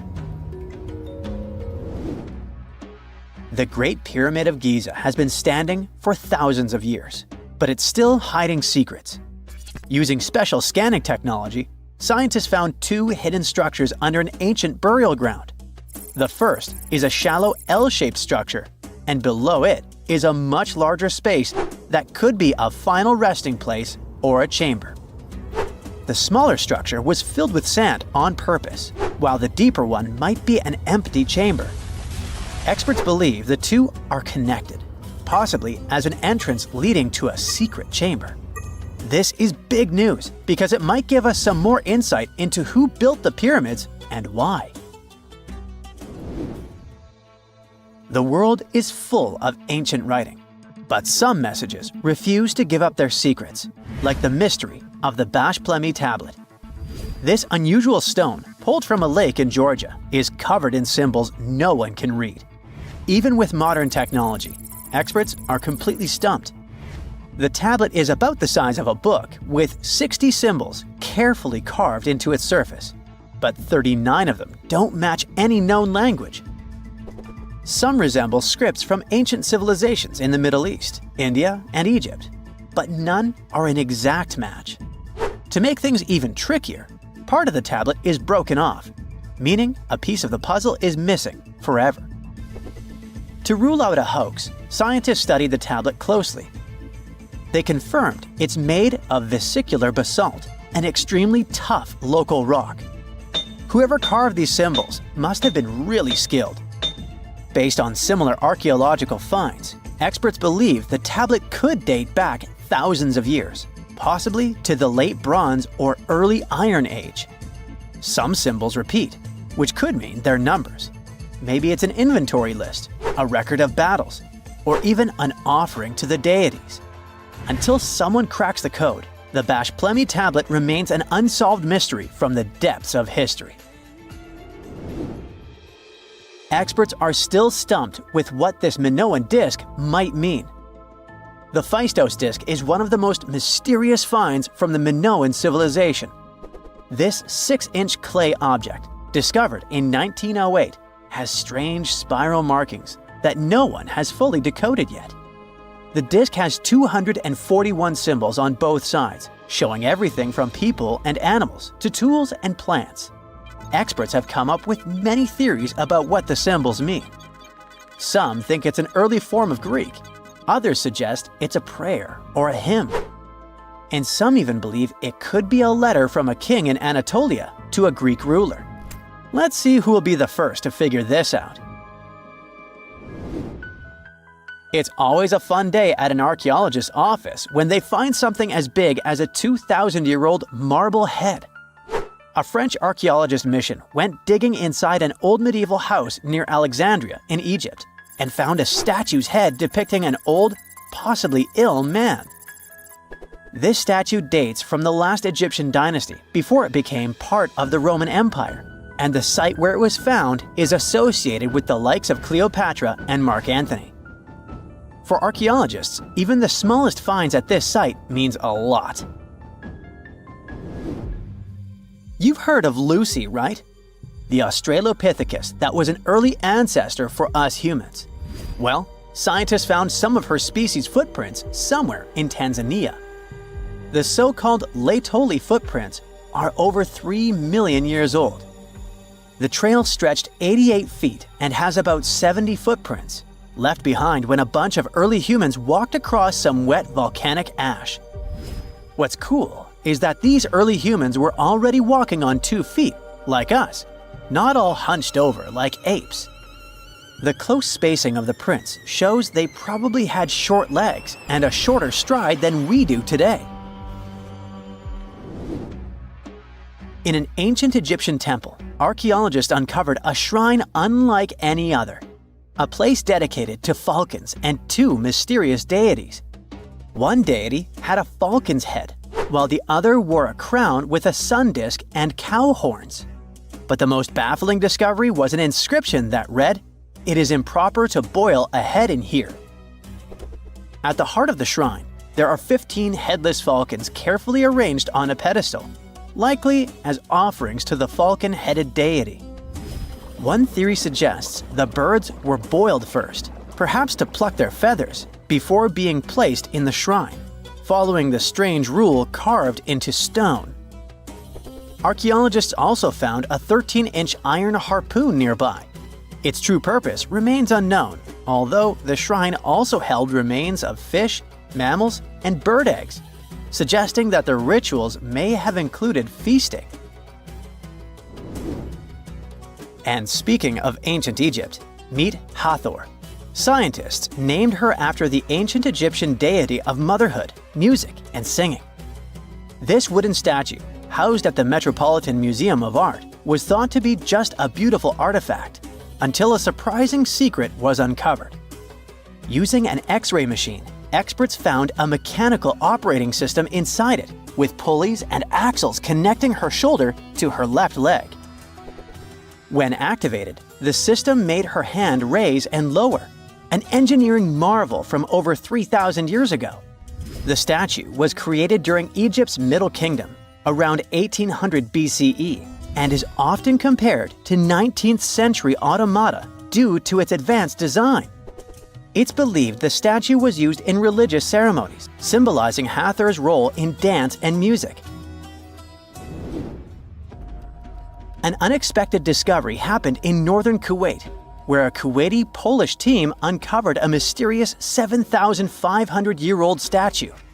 The statue features an elongated skull, no mouth, narrow eyes, and a flattened nose.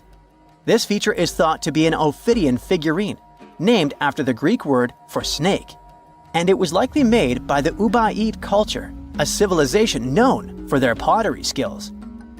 While no one knows exactly what role this weird statue played, it might have been linked to rituals or symbolic practices. Some scientists think these figurines, found in homes or final resting places, were tied to important cultural beliefs. We couldn't mention unresolved mysteries of this world without speaking about these elongated skulls. In the deserts of Peru, researchers uncovered 5 ancient skeletons, 2 with unnaturally elongated skulls.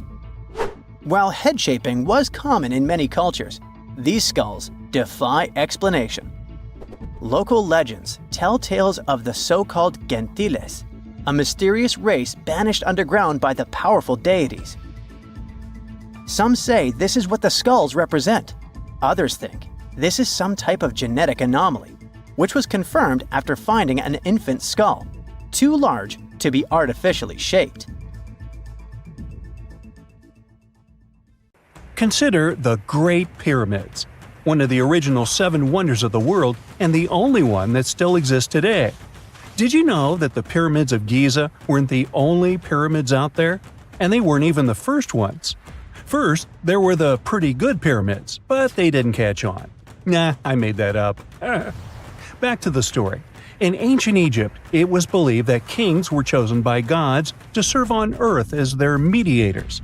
In the afterlife, they were expected to become gods themselves. The pyramid complex was built to make sure that the king had everything they might need in the afterlife.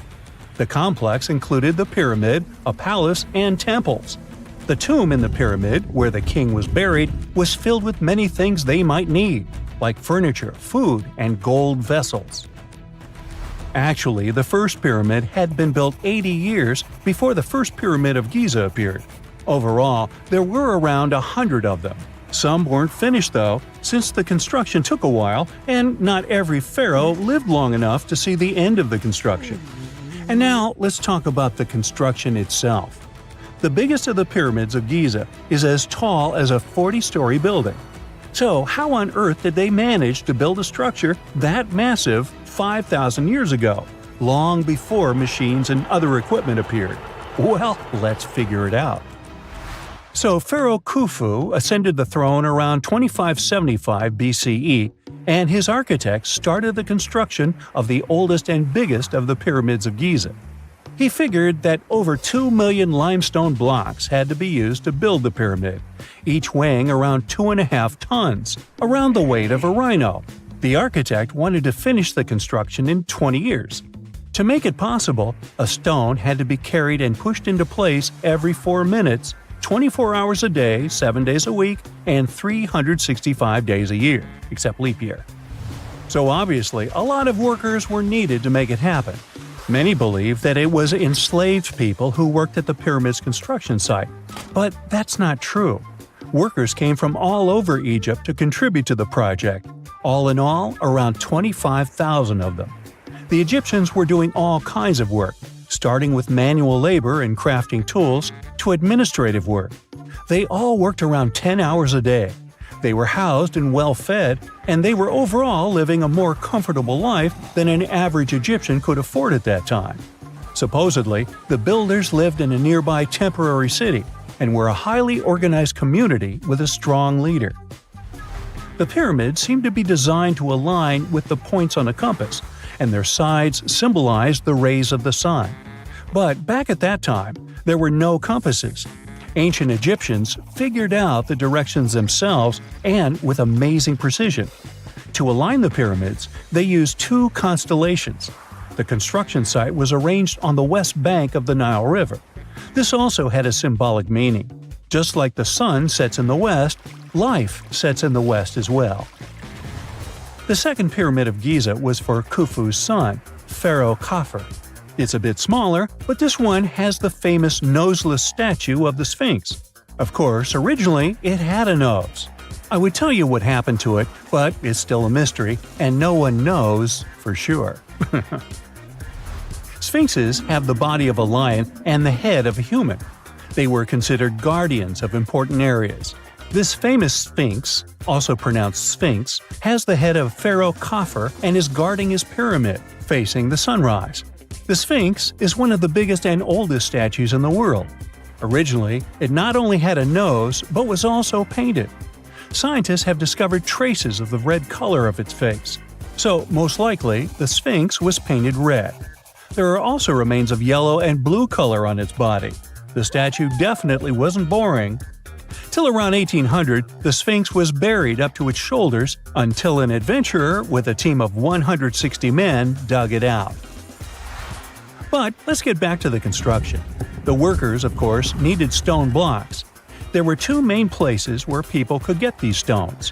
One source was close to the construction site, but that fossil-lined yellow stone was only suitable for the pyramid's interior. The limestone blocks for the exterior were hauled from 8 miles away on 30-foot-long sleds. Apparently, it wasn't too hard to pull them. The sand mixed with the right amount of water was pretty slick, and 10 people could move a sled even with a rock weighing so much. Surprisingly, cutting off a block of limestone wasn't the biggest problem. When in the ground, it was soft and could be split relatively easy. But after getting exposed to the air, limestone hardens. So the most difficult part was to shape the blocks. That step was crucial because the smallest inaccuracies could lead to the whole pyramid collapsing. So, okay, those limestones were mined, carried on a sled, shaped, and then what? How could they be put into place? Well, this is still a mystery. Archaeologists have discovered the remains of a ramp system that dates back around the time the pyramids were being built. So historians have come to the consensus that, most likely, the Egyptians designed a unique ramp system to move and pull huge stone blocks. The most common opinion is that there were several ramps around the pyramid. There probably was a central ramp with 2 staircases on each side of it built over the pyramid stones. The ramp was growing as the pyramid was getting higher. People might have been walking up the stairs, pulling up stones on wooden sleds. But this is just one of the options. Other experts say that the ramps were around the pyramid, and some say that the ramps were inside the pyramid.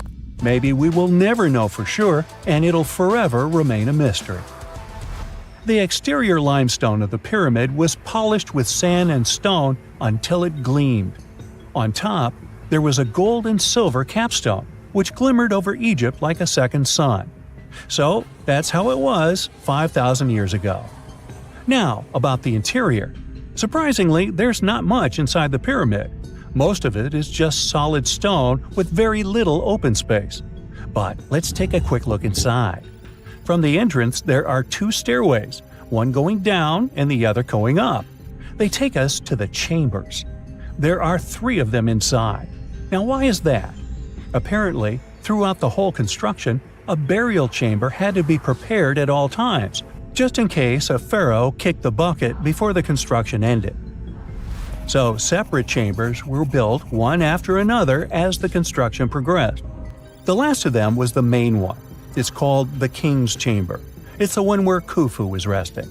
It's the biggest room at the very heart of the pyramid, and there's a big passageway leading to it. It was likely used as a kind of elevator to move granite up to build the interior. Granite was also used to make 5 stories of support beams to ensure that the pyramid didn't collapse. And we can see that it worked since it's been standing for centuries. Unfortunately, none of these chambers have hieroglyphs on the walls. If you want to see the writings, you should go to the decorated tombs near the pyramids. Those pieces of art are depiction of ancient Egypt's culture and daily life. The texts allow researchers to study their language and grammar. The treasures that once were in the pyramids have been taken by people. There are also many secret tunnels and passages inside the pyramids, but even today, no one knows the whole plan of the interior. Scientists have been sending little robots with cameras inside for many years, but there's still a lot we don't know about the pyramids. Now they're trying to use an X-ray to scan the pyramids from the outside without going inside. So yeah, ancient Egyptians did create a mystery no one has been able to crack for 5,000 years already. Unlike many other ancient Egyptian burial grounds, King Tutankhamun's tomb stayed hidden and free of unwanted thieves for 3,000 years. One reason was that the tomb was smaller than average and tucked away in a place called the Valley of the Kings. This area was already being extensively explored by the time they stumbled upon Tut's spot. The entrance was all covered in debris from building a nearby tomb, which must have also helped keep it a secret. There were also 0 writings or signs on the outside of the tomb. Time passing also played a part in keeping it in amazing shape until the 1920s, when a man named Howard Carter finally made it in. But was Carter that big of a hero? Some recent findings say he might have been sneakier than initially thought. People used to think Carter wasn't just a glorified treasure hunter, he was a true archaeologist. Before Tut, he had been on a relentless quest for Egyptian artifacts. He discovered his interest in these unusual objects when he was a child, and soon started drawing the sculptures and inscriptions that were found in ancient tombs. After stumbling upon the remains of King Tut, Carter spent a decade recording and processing all sorts of objects, like golden thrones, chariots, and statues from Tut's tomb, shipping them down the Nile to Egypt's museum in Cairo. Well, at least that was the official story. More recent discoveries claim that not all of the objects made it to Egyptian officials. A secret letter seems to uncover Carter's little 10 for them, 1 for me policy. The letter in question was sent to Sir Alan Gardiner, a philologist and friend of Carter's, dated from 1922. In these writings, Carter mentioned having found the tomb and was asking his buddy for some advice. In another letter from 1934, Gardiner seems to be thanking Carter for an amulet, which was sent to him as a thank you gift. Carter was adamant that it didn't come from Tut's tomb, but evidently it did. Even the British director of the Egyptian Museum was onto Carter's sneaky endeavors, but couldn't prove it. He compared Gardiner's amulet to others from Tut's tomb, and lo and behold, they were a perfect match. Gardiner was so disappointed to have been put in such a sticky situation that he vented to Carter in another letter. Deciding to be a good friend, Gardiner didn't throw the famous archaeologist under the bus. Instead, he advised Carter to take those stolen goods back to Cairo, just like he'd advise you to like this video and subscribe to the Brightside channel for more amazing videos on the most unique topics in history. It's not the only shady piece of information on Carter's post-discovery behavior. In 1947, a man named Alfred Lucas, who used to work with a controversial archaeologist, gave some information in an obscure journal in Cairo. He claimed that Carter sneakily cracked open the burial chamber door himself. Then he sealed it back up like nothing had happened before the official uncovering. Now, why would he do that? Well, the same theory suggests that Carter and his crew might have entered the tomb early so they could get their hands on some ancient goodies. Obviously, these people couldn't risk having such objects sold while they were still alive, but made sure they were auctioned off after they passed. Carter, though, never confessed to anything. He made no official denial either, but the Egyptian government couldn't risk any more mysterious disappearances, so they prohibited him from entering the tomb for a while. Some have connected this apparent stealing to the curse of King Tut. If you've never heard of it, know that it became quite the scary tale soon after King Tutankhamun's resting place was uncovered. It claimed that anyone messing with the tomb of the boy pharaoh would face some serious bad luck. It's not all dramatic like a mummy going on an aggressive spree, but word got out that the people involved in disturbing King Tut's lair met some mysterious, untimely ends. The main untimely passing related to this supposed curse is that of George Herbert, the 5th Earl of Carnarvon. He was this British aristocrat who helped fund the search for the tomb. He passed away just a year after the tomb was opened. Now, people love to call it mysterious, but it turns out that Herbert was already in pretty bad shape health-wise when he got to Cairo, and he ended up getting taken down by a regular disease.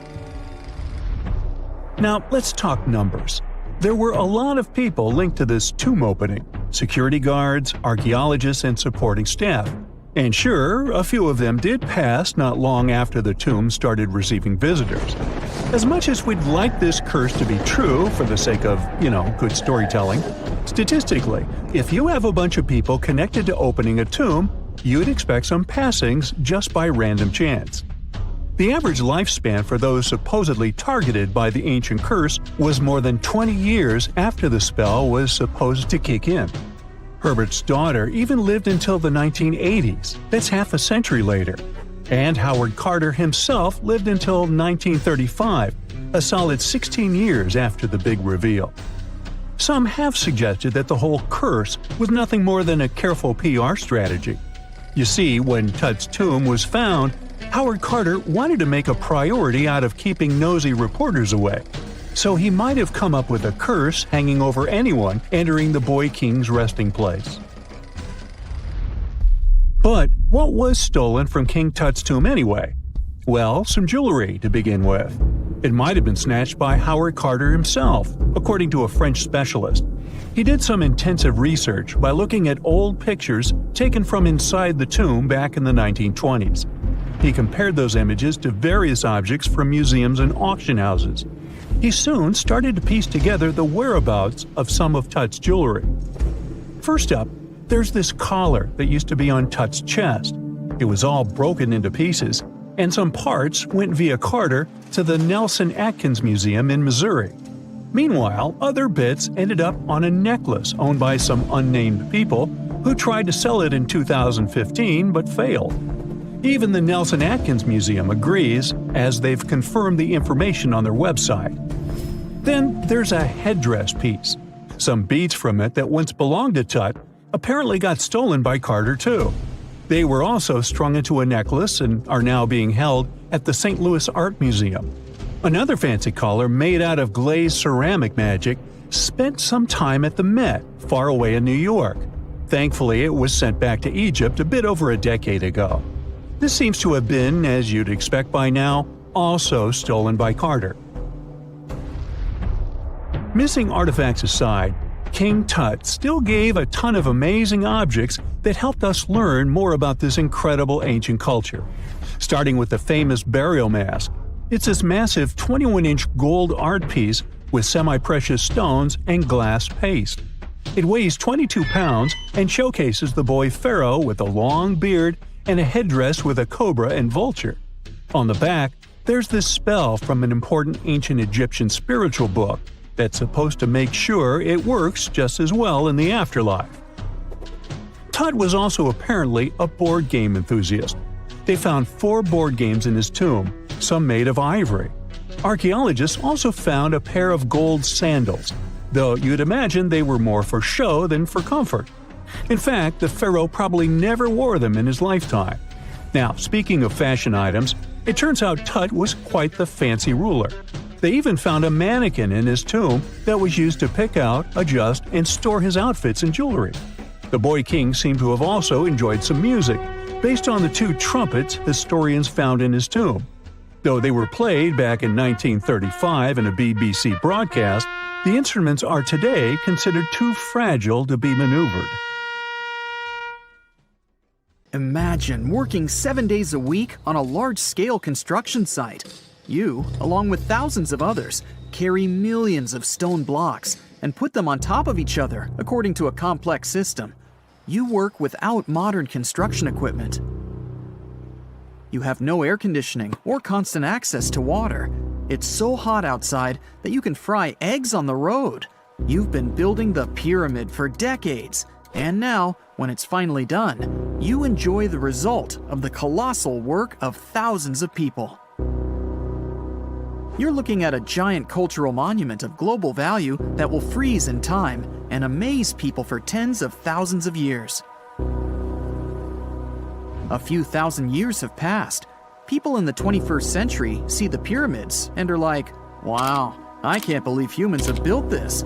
Yeah, the people who built the pyramids wouldn't have appreciated such a theory. But actually, there are reasons to believe that people built it using some fantastic technology. From the outside, it seems the Great Pyramids are just big triangles of stone. People just put some heavy blocks on top of each other, and that's it. In fact, the design seems too perfect to be true. The pyramid consists of more than 2 million blocks. They lay so close to each other and are so even that you couldn't squeeze even a thin sheet of paper between them. Scientists still can't figure out the exact technology for building the Egyptian pyramids. One of the biggest and most famous is the Great Pyramid of Giza.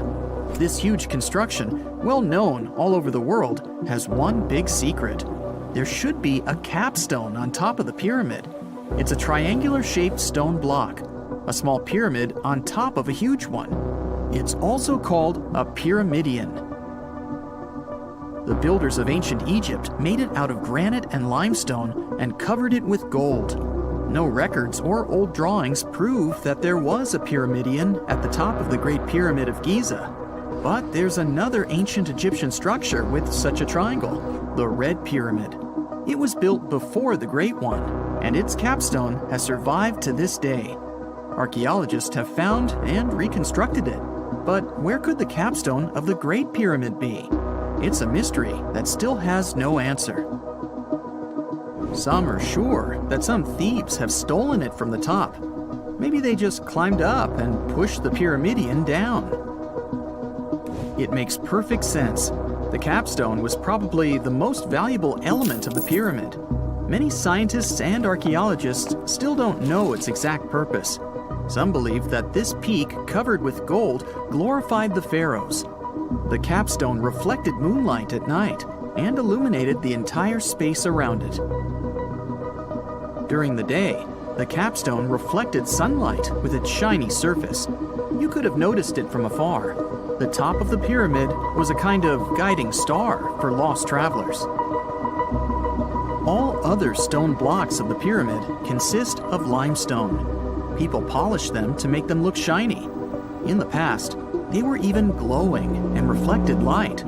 You could see glowing pyramids from space, although they looked like tiny lights. Over thousands of years, winds, sandstorms, and rains have changed the pyramid's appearance. If people had taken care of them all this time, they would have looked like something out of science fiction movies, or the pyramids from Las Vegas. But unfortunately, we will never see their original appearance. Some archaeologists and scientists believe that the capstone could absorb the sun's energy and distribute it evenly throughout the pyramid. No one knows precisely why the Egyptians needed this technology. There's a theory the pyramids are ancient energy systems. The pharaohs applied this energy to use some unique technologies that were more advanced than all the achievements of the 21st century. And the triangular shape of the pyramids was ideal for boosting this electromagnetic energy. In theory, solar radiation, or electromagnetic forces, accumulated at the top of the pyramid, filled the inner rooms, and then went down the walls to the base. Any surface distortion could prevent the flow from spreading, so they had to create a perfectly smooth surface. That's why they installed the blocks so that nobody could squeeze a needle or razor blade between them. Many people believe in this theory because they built the pyramids from limestone. This material can hold energy inside itself. In the inner part, they created granite deposits to cause air ionization, that is, to create an electric charge. They also dug channels under the pyramid for water to transmit electricity. And at the top, they put a gold capstone, the best conductor of electricity. So, this is how you get a great power generator. Different cultures used similar technologies to create electricity all over the world. But these are all theories. If it had been working, humanity would have used these technologies today. There are mentions of the metal industry, chemistry, engineering, physics, mathematics, and astronomy in some ancient records. Most scientists don't believe in all these things. We know the detailed stages of the technology's development in different cultures. In the 21st century, scientists, historians, and anthropologists can track the evolution of all modern devices. If people had created some technological inventions in ancient times, the history of the world would have looked different. Perhaps all the achievements of antiquity could have been wiped off the face of the earth by global cataclysms, and it can happen to us.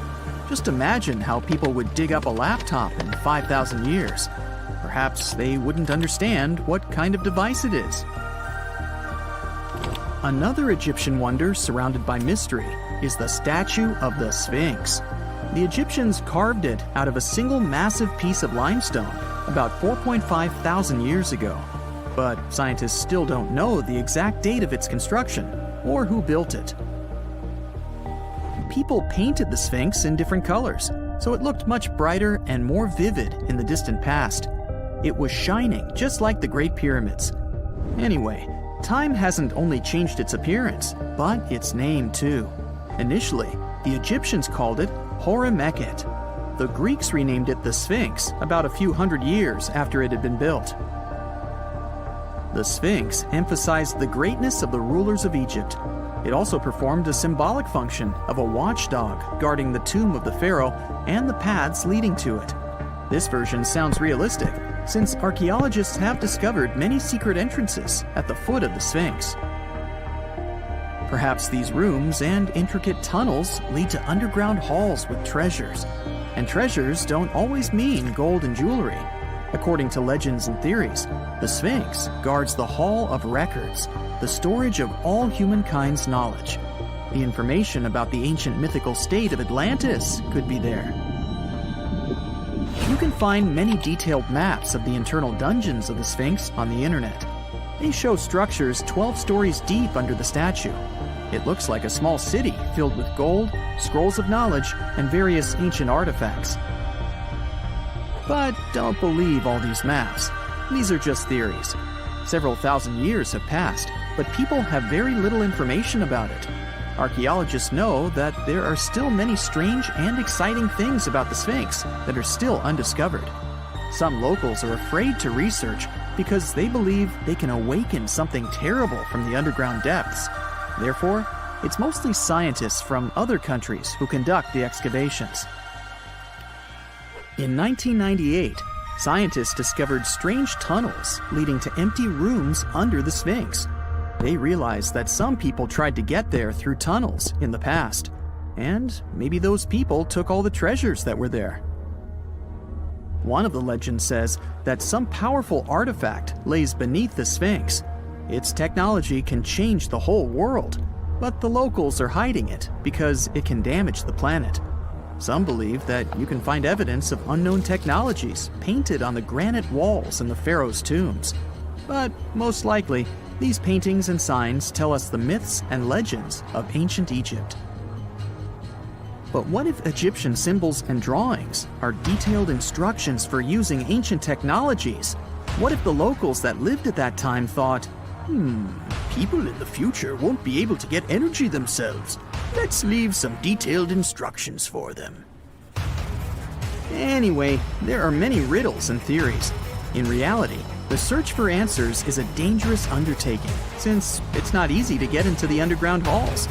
Excavations can ruin the structure of the entire Sphinx. Any person inside the tunnels may get lost and never be able to find their way back. Besides, it costs a lot of money. Now, what would be awesome is if people could invent some device that could scan underground areas and show their detailed models. If there's a question that still baffles archaeologists to this day, it's this one. How did the ancient Egyptians build those magnificent pyramids? As far as we know today, their resources were quite limited, especially in terms of tools and building materials. We still don't have a fully satisfying answer, but hey, we've got some pretty amazing theories worth considering. The leading contender among these theories involves the clever Egyptians employing a sneaky strategy. Now picture this. They constructed a slanted and curving mound made of bricks, earth, and sand encircling the pyramid to be. As the pyramid grew taller and taller, they simply increased the height and length of this wacky structure. It's like they were playing an ancient game of Jenga. Now, how did they get those massive stone blocks up there? Well, according to the legendary ancient Greek historian Herodotus, they used sleds, rollers, and levers. It sounds like they turned construction into a supersized game of tug-of-war. And guess what? Herodotus also claimed that the Great Pyramid, the one from Giza, the granddaddy of them all, took a whopping 20 years to build.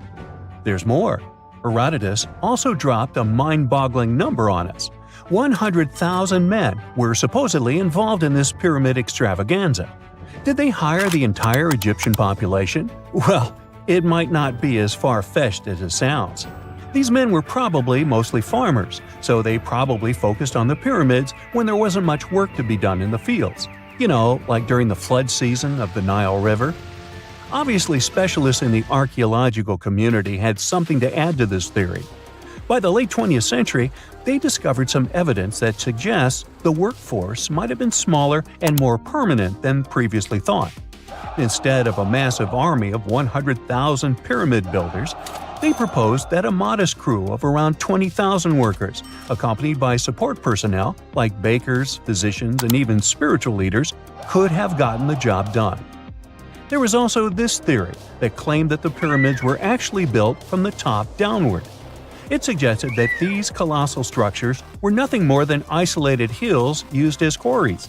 The stones were supposedly drawn from these hills, and over time, competing engineers took charge and transformed them into the iconic pyramids we know today. Now, before you dismiss this theory as a wild fantasy, some folks thought it wasn't completely crazy. After all, there are instances where isolated hills exist, so maybe this theory had a tiny glimmer of truth. Whether it involved ramp building or ingenious work schedules, one thing is clear: those pyramids have definitely left their mark on history and on our imaginations. Now, speaking of ancient Egyptian mysteries, there's this gigantic unfinished obelisk sitting in ancient Egypt, and scientists are trying to figure out how it was shaped. Now, some people suggest that our industrious ancestors used handheld pounders to get the job done. One expert has a different take on the matter, though. He argues that if we take a closer look at the pattern left behind by the shaping tool, we'll notice something peculiar. The walls of the trenches surrounding the obelisk display a neat and even pattern, which is pretty unlikely if they were pounded away by mere mortal hands. According to this expert, those horizontal striations are usually the result of a tool that takes breaks while removing material, leaving its mark on the surface. But wait, there's more. Imagine the tool being rocked back and forth against the trench walls, clearing away the waste to keep the trench from narrowing.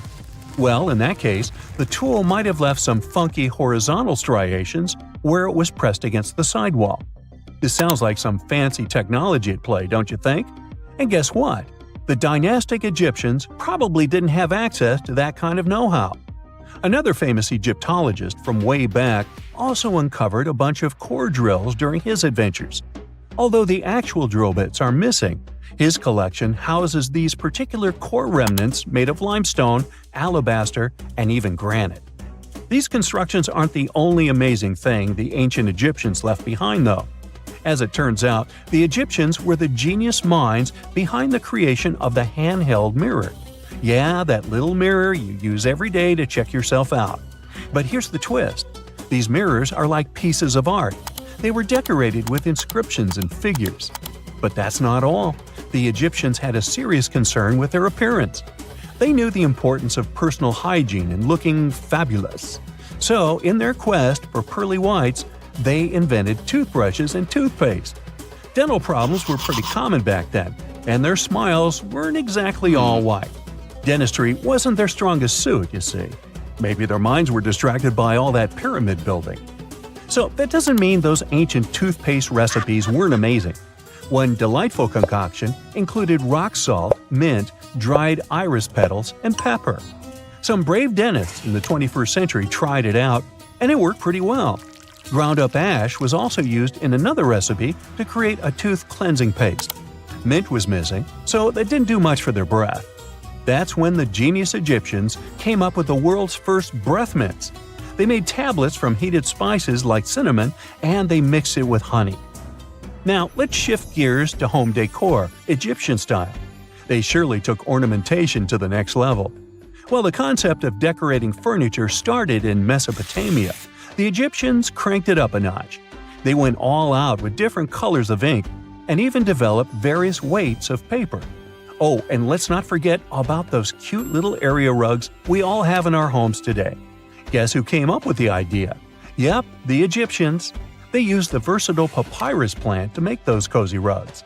And speaking of trends, the Egyptians loved their knickknacks. They had an assortment of small figurines in the shapes of cats, dogs, and people. These statues were made from various materials, like simple sun-dried mud to the ultimate bling of gold. It all depended on how loaded you were. The Egyptians were also all about farming, and they knew that clean water was crucial for their crops and animals. That's why they came up with some nifty inventions and techniques to make sure their land was fertile and their plants were happy. First off, they had the genius idea of using ox-drawn plows. They had two types of plows, heavy and light. The heavy plow would strut its stuff, cutting deep furrows in the soil, while the lighter plow followed behind, fluffing up the earth. But they didn't stop there. After plowing, the Egyptians would break up clumps of soil and sow the rows with seeds.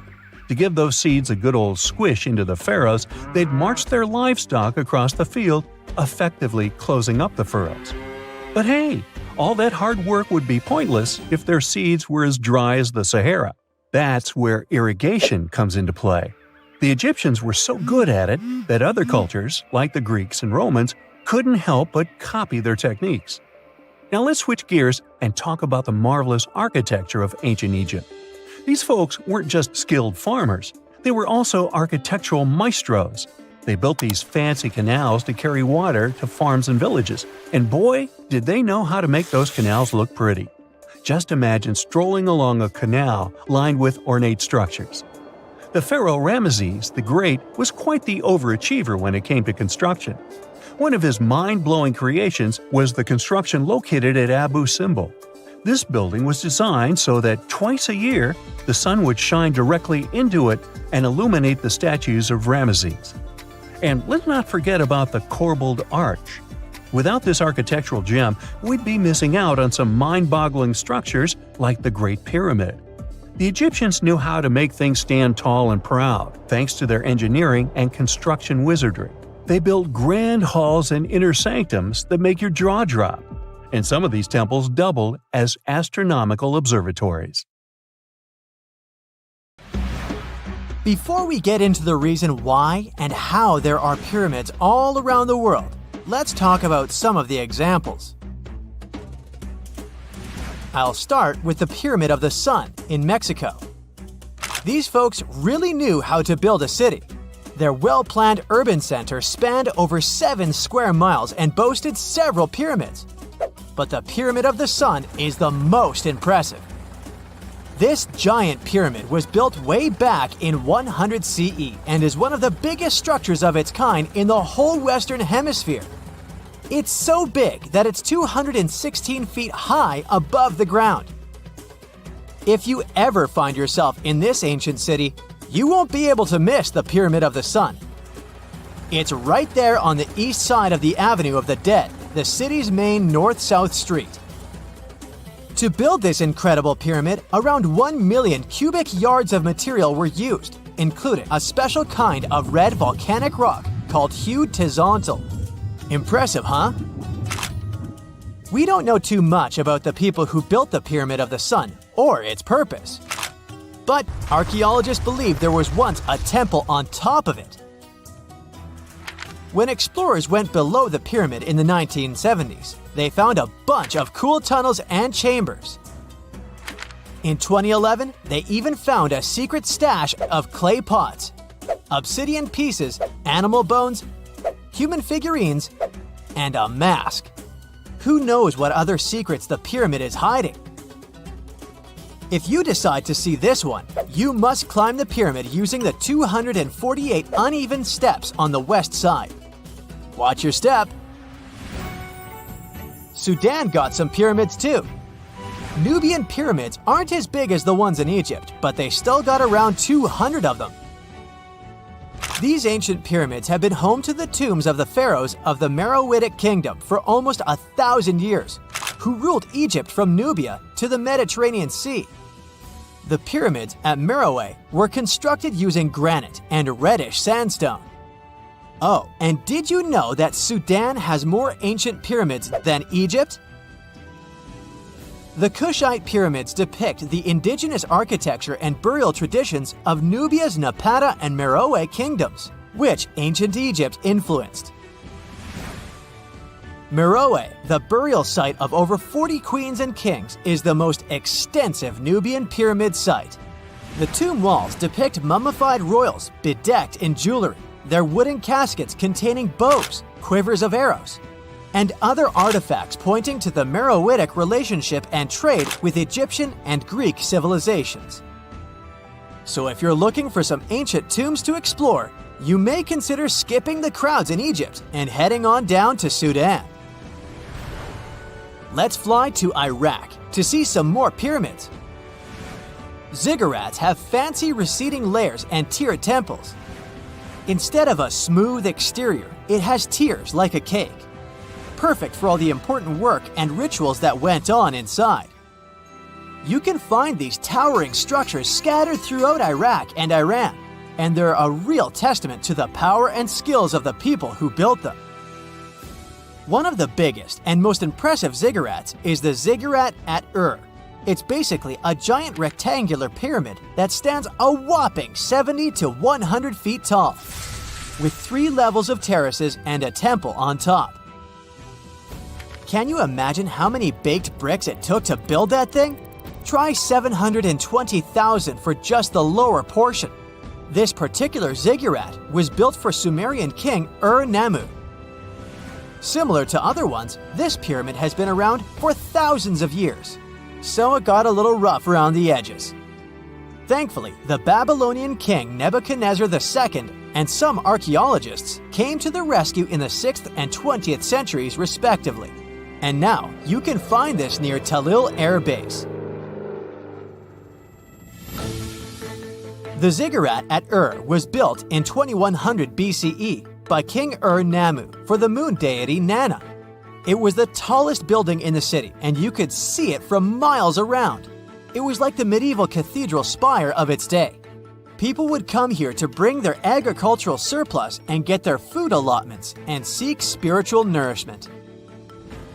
Sadly, the Nana temple at the top of the ziggurat didn't survive, but we do have some blue glazed bricks that may have been part of its decoration. The lower parts of the ziggurat are pretty amazing though. The architects even included holes in the temple's baked exterior to let the water evaporate from its core. Since we explored some of the pyramids on our planet, let's take a broader perspective. They can be found in many parts of the world.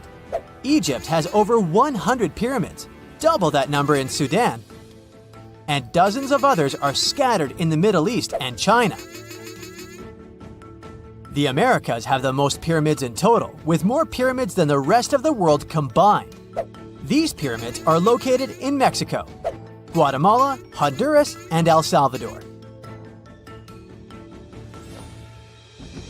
Time to know more about the evolution of pyramids through history. The oldest pyramid is in Egypt. This pyramid was a step pyramid, which was created by placing one layer of stone on top of another. The pharaoh Sneferu is credited with creating the pyramid shape we recognize today. During his 45-year reign, he built 3 pyramids. His first 2 attempts failed, but he finally got it right with the Red Pyramid, which is considered the first true pyramid. It was Sneferu's son, Khufu, who built the Great Pyramid of Giza, which was the tallest human-made structure on Earth for almost 4,000 years. Latin American pyramids are similar to early Egyptian step pyramids, but they were built independently, with no knowledge of each other. The pyramids in Sudan were built around 700 BCE and are tall but much narrower than those in Egypt. How in the world did all these civilizations build these things without even texting each other? After all, the Aztecs, Mayans, and ancient Egyptians were about as different as possible. But despite their cultural differences, they all seem to agree on one thing. Pyramids were pretty cool. Step pyramids are all around the world because they were the most feasible and stable way to build large and tall structures without access to lighter building materials like wood and metal. The triangular form with a square base is the best way to build a sturdy structure, and having a cube structure would require more material for less height. Now, when it comes to pyramid design, the Egyptian pyramids were like giant triangles with a square base, smooth sides, and a pointy top. On the other hand, the Aztecs and Mayans went for a tiered cake look, with steps leading up to a flat platform on top. So, while all these pyramids share the same basic shape, they have their own unique flair. Each group built its pyramids using different materials, techniques, and slope angles. So while they may have been inspired by each other's work occasionally, they were just doing their own thing. Egyptian pyramids had smooth, angled sides that were designed to help the pharaoh's soul ascend to heaven. The Pyramid of the Sun was built over a series of caves that served as a passageway for the deities. The Maya built the temple of Kukulkan in Chichen Itza to honor the deity Kukulkan, usually represented by a serpent. Nicknamed El Castillo, it has 91 steps on each side, plus a platform. That's 365 steps, one for each day of the Mayan calendar. Tell me, Brightsiders, how were pyramids built? To begin with, humans made them, not a foreign race from space that landed on Earth. You see, one thing that all pyramids have in common is that they were built without advanced tools or even the wheel. It took a lot of people to build them, including skilled laborers and architects. For example, it's estimated that 20,000 people built the Great Pyramid of Giza, and it's believed that most of them were skilled laborers. Building pyramids was a massive undertaking that required years of planning and effort. The Great Pyramid at Cholula, Mexico, took 600 years to complete. Imagine you were chosen to answer one of history's most important questions. What was the first civilization on Earth? The job description is simple, yet the task is extremely challenging. You need to unearth the proof of the world's first official civilization. Was it the Sumerians in Old Mesopotamia? Or was it the ancient Egyptians spread out along the Nile River? Not to make you nervous or anything, but history is quite literally in your hands. Good luck! Since you can't turn back the clock and visit Old Mesopotamia to get the answers to your questions, you'll need to research museum databases in order to get some clues. First things first, we need a definition of what is considered a civilization. It's not just thousands of people grouped together and living harmoniously. There are some key elements that together make a group of people a civilization. Like, for example, the domain of urbanism, aka city building, irrigation systems, and writing. You decide to begin your search by diving deep into the history of the Sumerians, which today hold the position of the world's first civilization. Now, imagine being the first of your kind. This means having no external examples. Rather, it means starting from scratch. First thing you'll need? A piece of land. And since there were no active water companies in the world at that time, you'll need a piece of land with easy access to water. So, the Sumerians settled between two major rivers, known as the Euphrates and the Tigris in southern Mesopotamia around 5000 BCE. Fun fact, Mesopotamia translates to the land between two rivers. On a modern-day map, it's more or less where Iraq is situated today. Together with land, a civilization needs ways to get food. The Sumer civilization had to face a dry and hot climate, but they managed to make agriculture thrive in the region.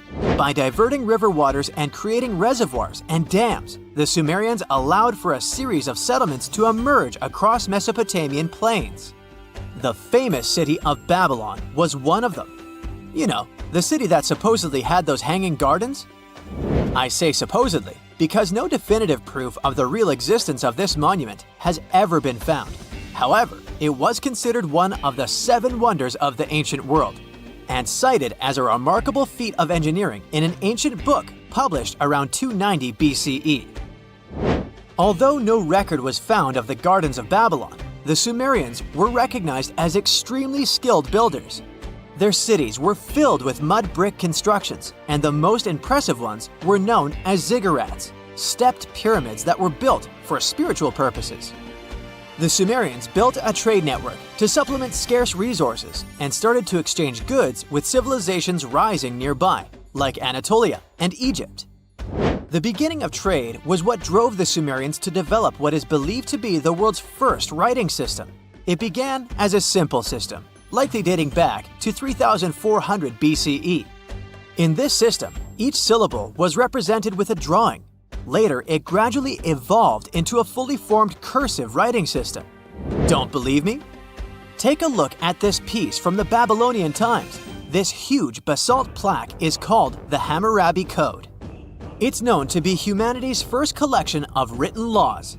As far as the story goes, it was carved in volcanic stone around year 1760 BCE. Look at the precision of these carvings. It's quite astonishing. But the content is also surprising, since these 282 rules vary from commercial regulations to strict laws of justice. The thing is, historians don't have a consensus on whether the Sumerians were really the first ones to invent writing. Some think it might have been old Egyptians. Let's pause here. Ancient Egyptian settlements are believed to have started around the year 5500 BCE, which is earlier than the Sumer civilization. But remember I said a civilization needed a few things before it was considered as such. Ancient Egypt consisted of several smaller city-states, such as Memphis, Abydos, and Thebes, spreading out along the Nile River. It wasn't until 3000 BCE that Egypt was unified under one kingdom and lasted as an empire until nearly 1000 BCE. Although there is no consensus on this, some Egypt experts believed that it could have been Sumerian immigrants that founded early Egyptian settlements. The proof could be the presence of cylinder seals made of hard stone, something that was widely used in Sumer. These seals were used to guarantee authenticity in legal transactions, but it's hard to say whether this method was introduced by Sumerian immigrants or simply by trade.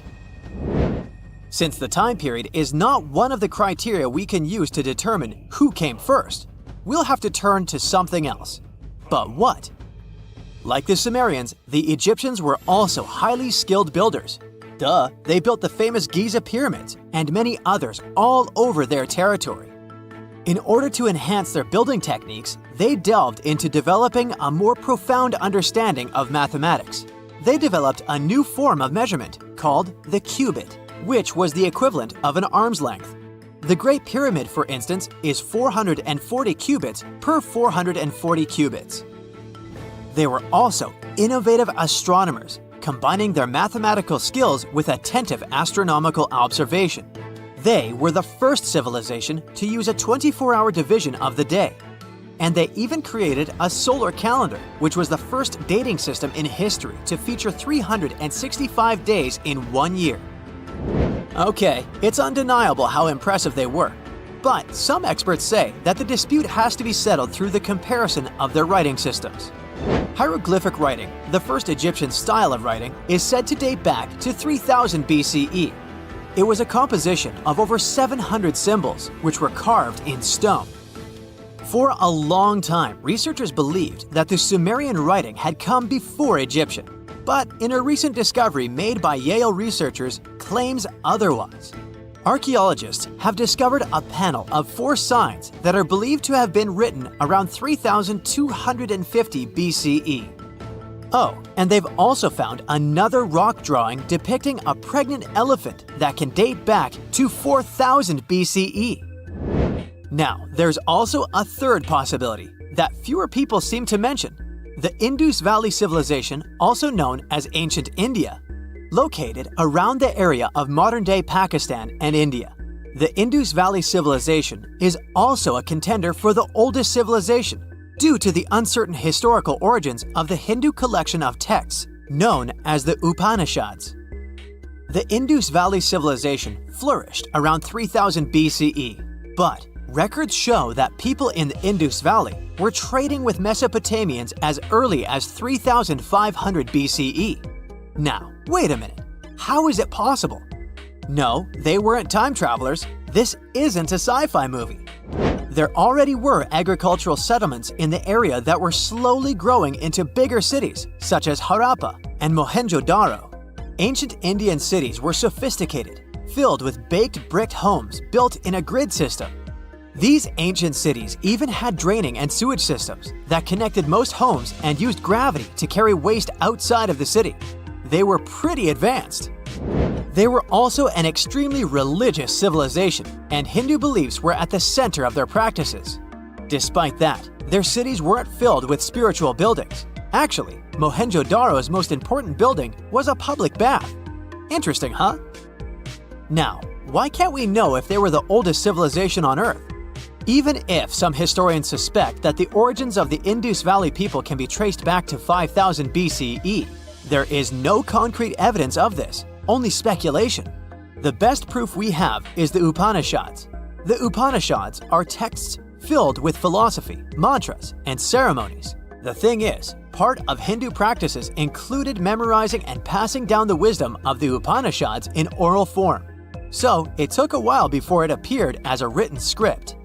Well, I'd say historians aren't really sure what was the world's first civilization. We can only guess at this point, but who knows what new discoveries might reveal. In 1850, French scientist Auguste Mariette went to Egypt looking for manuscripts, but accidentally found a head of a sphinx sticking out of the dunes. He cleared the sand and figured out the Sphinx was guiding the entrance to some underground construction. Several months later, he finally entered the Serapeum of Saqqara. Inside, he found an enormous granite sarcophagi with remnants of 64 bulls. Scientists are still amazed by the tech that the ancient Egyptians used to transport those enormous boxes. The Serapeum was built around the year 3000 before the Common Era. It was an underground tomb built to honor the sacred Apis bulls of ancient Egypt. It had a long hallway, almost 500 feet long, with giant stone rooms on both sides. Some of the sarcophagi weighed as much as 50 average cars, and all of them were made with super precision, with exact 90-degree angles. These sarcophagi were beautifully decorated with hieroglyphs and carvings that told stories about the lives and importance of the Apis bulls. Now, there are 24 sarcophagi left. In ancient Egypt, Apis bulls were very special animals connected to the deity Ptah. They thought the bulls carried Ptah's spirit and wisdom, helped the pharaoh, and protected the Egyptians. Priests looked for special markings on young bulls to find Apis bulls. It could be a white triangle on its forehead, which symbolized divine light, a shape on its back like a vulture's wing, and a scarab shape under its tongue, which stood for rebirth. If a bull had these signs, they believed it was chosen by Ptah and treated it like royalty. The chosen bulls lived in a special temple in Memphis, the city where they worshipped Ptah. They received the best care and offerings from visitors who wanted their blessings. When an Apis bull passed away, it was treated with great honor and mummified. When Mariette entered the Serapeum, he noticed traces of rollers on the gallery's floor and found 2 wooden horizontal winches. Each had 8 levers. Later, other explorers saw double rails. The burial chambers were lower than the hallway floor. To get the boxes into place, workers filled the chambers with sand so the sarcophagi could be rolled in straight. Then they slowly removed the sand to gently lower the boxes into perfectly cut spaces in the bedrock. A carved stone sign found in the Serapeum said it took 28 days to move just one sarcophagus and its lid into its spot during the time of Ptolemy II. The extreme precision of the sarcophagi with 90-degree angles also has an explanation. Ancient Egyptians wrote texts, or rather, papyrus, on geometry a long time ago. It shows that they knew the approximate number pi and could calculate the volume of a pyramid with its top cut off. If they could figure out complicated math like that back then, it makes sense that they could also carve perfectly flat surfaces 500 years later. All this sounds pretty legit, but some people think certain things don't add up here. The size of boxes is way larger than the size of bulls, yet they buried pharaohs in tiny coffins that barely fit their bodies. The sarcophagi are made out of granite with crazy precision, and they could have just used limestone, which would have made things way easier. The transportation of the boxes seems pretty simple, but only in theory. If one person could pull about 440 pounds, then at least 250 people would be needed to pull just one box. The tunnels in the Serapeum are really narrow, only about 2 feet wider than the boxes themselves. There's no way hundreds of people could have squeezed into those tight spaces to pull the boxes. And even if they did, how would they turn the box in the cramped corridor, lower it into its niche, and place it perfectly in the middle? Somehow they did this 24 times, and every box is centered perfectly. Plus, the chambers were dusty, and there were no signs of soot from lamps. This means they must have worked in almost complete darkness. The real use of the boxes could also be different. A long time ago, even before the Egyptian pharaohs ruled, the local people already knew how to use fermentation. It happens when tiny organisms called yeast eat certain ingredients like starch and turn them into gas and ethanol. So someone in ancient Egypt probably put food like barley, bread, and even meat inside a giant stone box, then closed it tight with a heavy lid. These stone boxes, carved from granite, were so precisely made that they were almost completely sealed, so nothing could escape from it. As the yeast inside the box started working, it created more and more CO2 gas. It built up pressure inside the box. The granite boxes were incredibly strong. They could handle more pressure than a car tire can hold. When granite was squeezed under such pressure, its crystals produced a tiny electric charge. This effect was possible because granite contains quartz, a material that reacts to pressure this way. The process also needed meat or animal parts, possibly to help the yeast grow better. Meat contains something called oleic acid, which yeast needs to keep growing and to survive the bad effects of the ethanol it produces. As the pressure inside the box kept growing, the combination of gases and electricity made these boxes not just ancient fridges, but powerful energy systems. Over time, the pressure inside got so strong that it could push the lid open and the gas would escape with a pop. But when people rediscovered the Serapeum in 1850, they found old drawings that showed piles of stones stacked on top of some of the box lids. So, someone long ago probably tried to make the lids even heavier by adding extra weight to make it harder for the gas pressure to push them open. This extra weight also meant the quartz crystals in the granite could keep creating more electricity under all that pressure. If someone opened one of these stone boxes thousands of years later, they would only find bones from bulls that were placed in the box. And that's exactly what Mariette discovered in the 1850s. They opened the Serapeum for visitors soon after the first excavations in the second half of the 19th century. Prince of Wales even had a luncheon with his guests in one of the sarcophagi. Sands and earthquakes made the site inaccessible for a while, but now you can visit it again and try to solve the mystery yourself. With new tech, we could have answers to many other historical mysteries soon. A team of scientists at Chicago's Field Museum of Natural History recently used a special CT scanner to learn more about ancient Egyptian mummies without unwrapping them. They gently rolled 26 mummies on custom carts out to the parking lot, where the scanner was waiting. It took thousands of detailed X-ray pictures of each mummy and their coffins. When all the pictures were put together, they created 3D images that showed what was inside, the skeletons, and some artifacts. The scientists hope these images will help them understand ancient Egyptian burial practices from over 3,000 years ago. Even though the scanning process only took 4 days, it might take 3 years to study all the data. But scientists were able to learn some personal details about the mummies. One of the most popular mummified individuals at the museum, Lady Chineta, was a woman who lived in ancient Egypt about 3,000 years ago.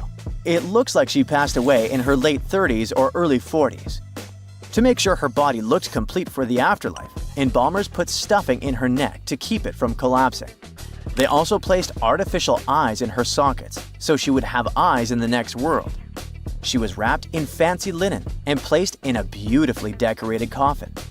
The scans revealed that it had been carefully crafted with a slit at the back, which embalmers used to fit the body. There were also some artistic details on the surface, like markings for her knees. It looks like her burial was on the scale of a high-end luxury car. There are mysterious plasma bubbles floating around the pyramids of Giza. As bizarre as that might sound, let's get one thing clear right off the bat. There's nothing extraterrestrial going on here. Plasma bubbles are those weather anomalies that form in a layer of Earth's atmosphere called the ionosphere. This is an invisible layer surrounding our planet that stretches roughly from 50 to 400 miles above Earth's surface, right at the edge of space. In this layer, the sun, being the giant hot power that it is, basically cooks gases, splitting them into electrically charged particles called plasma. Here's where it gets interesting. At night, especially near the equator, these charged particles get disturbed, and when a bunch of them suddenly vanish at the same time, it forms what we call a plasma bubble. Imagine it like a big empty pocket where the plasma is missing or its quantity is lowered, but it's only considered a plasma bubble if this phenomenon occurs on a large scale, typically around 62 miles in size. If you're already packing your suitcase for Egypt and have put binoculars to look at the tips of the pyramids, I'm sorry to say that we can't see these plasma bubbles with the unaided eye. It's all happening way above our heads, completely invisible to us. Scientists need to use special equipment, like the Latitude Long-Range Ionosphere Radar, or LARID, to detect these bubbles.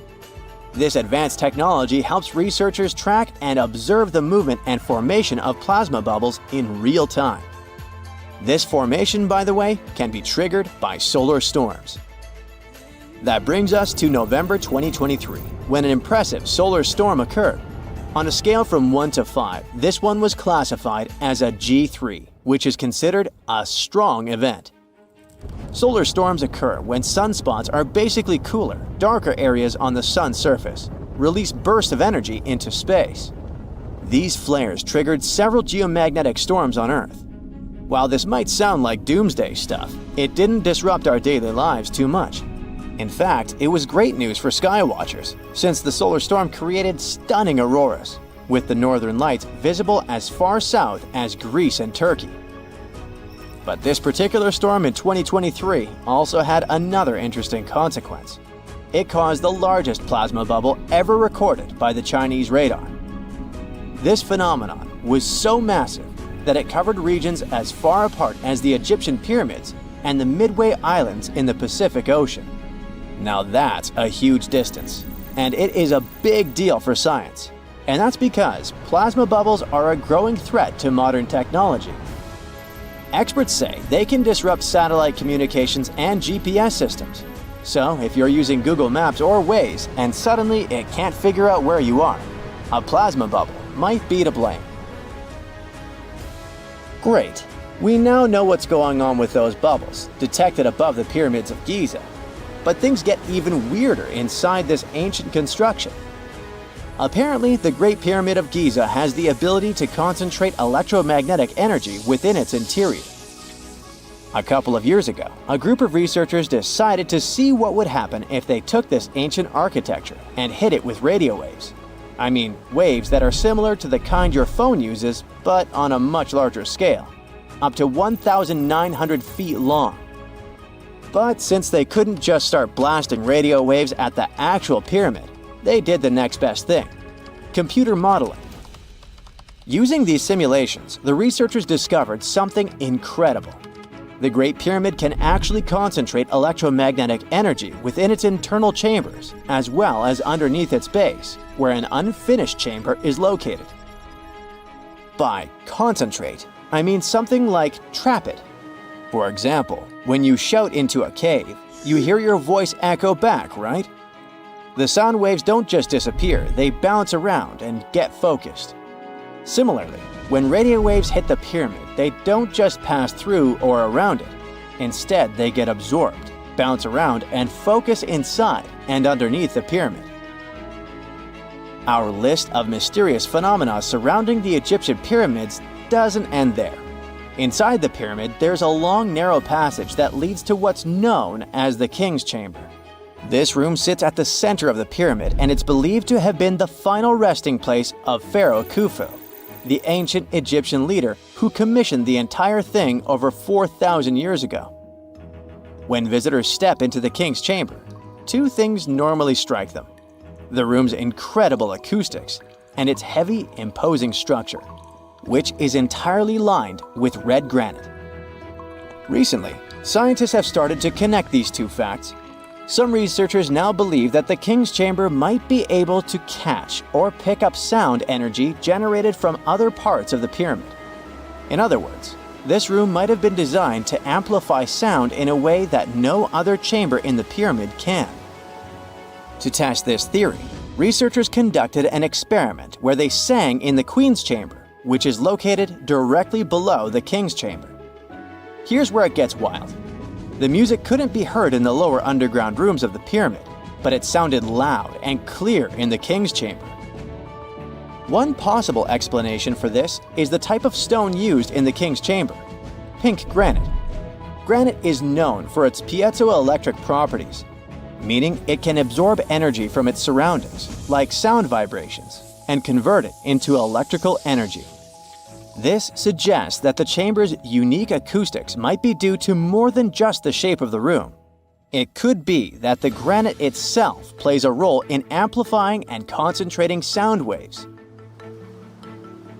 According to scientists, these discoveries open up a whole new field of research into the pyramid's potential. Could the ancient pyramids have somehow harnessed the energy created by sound waves, or even Earth's natural vibrations?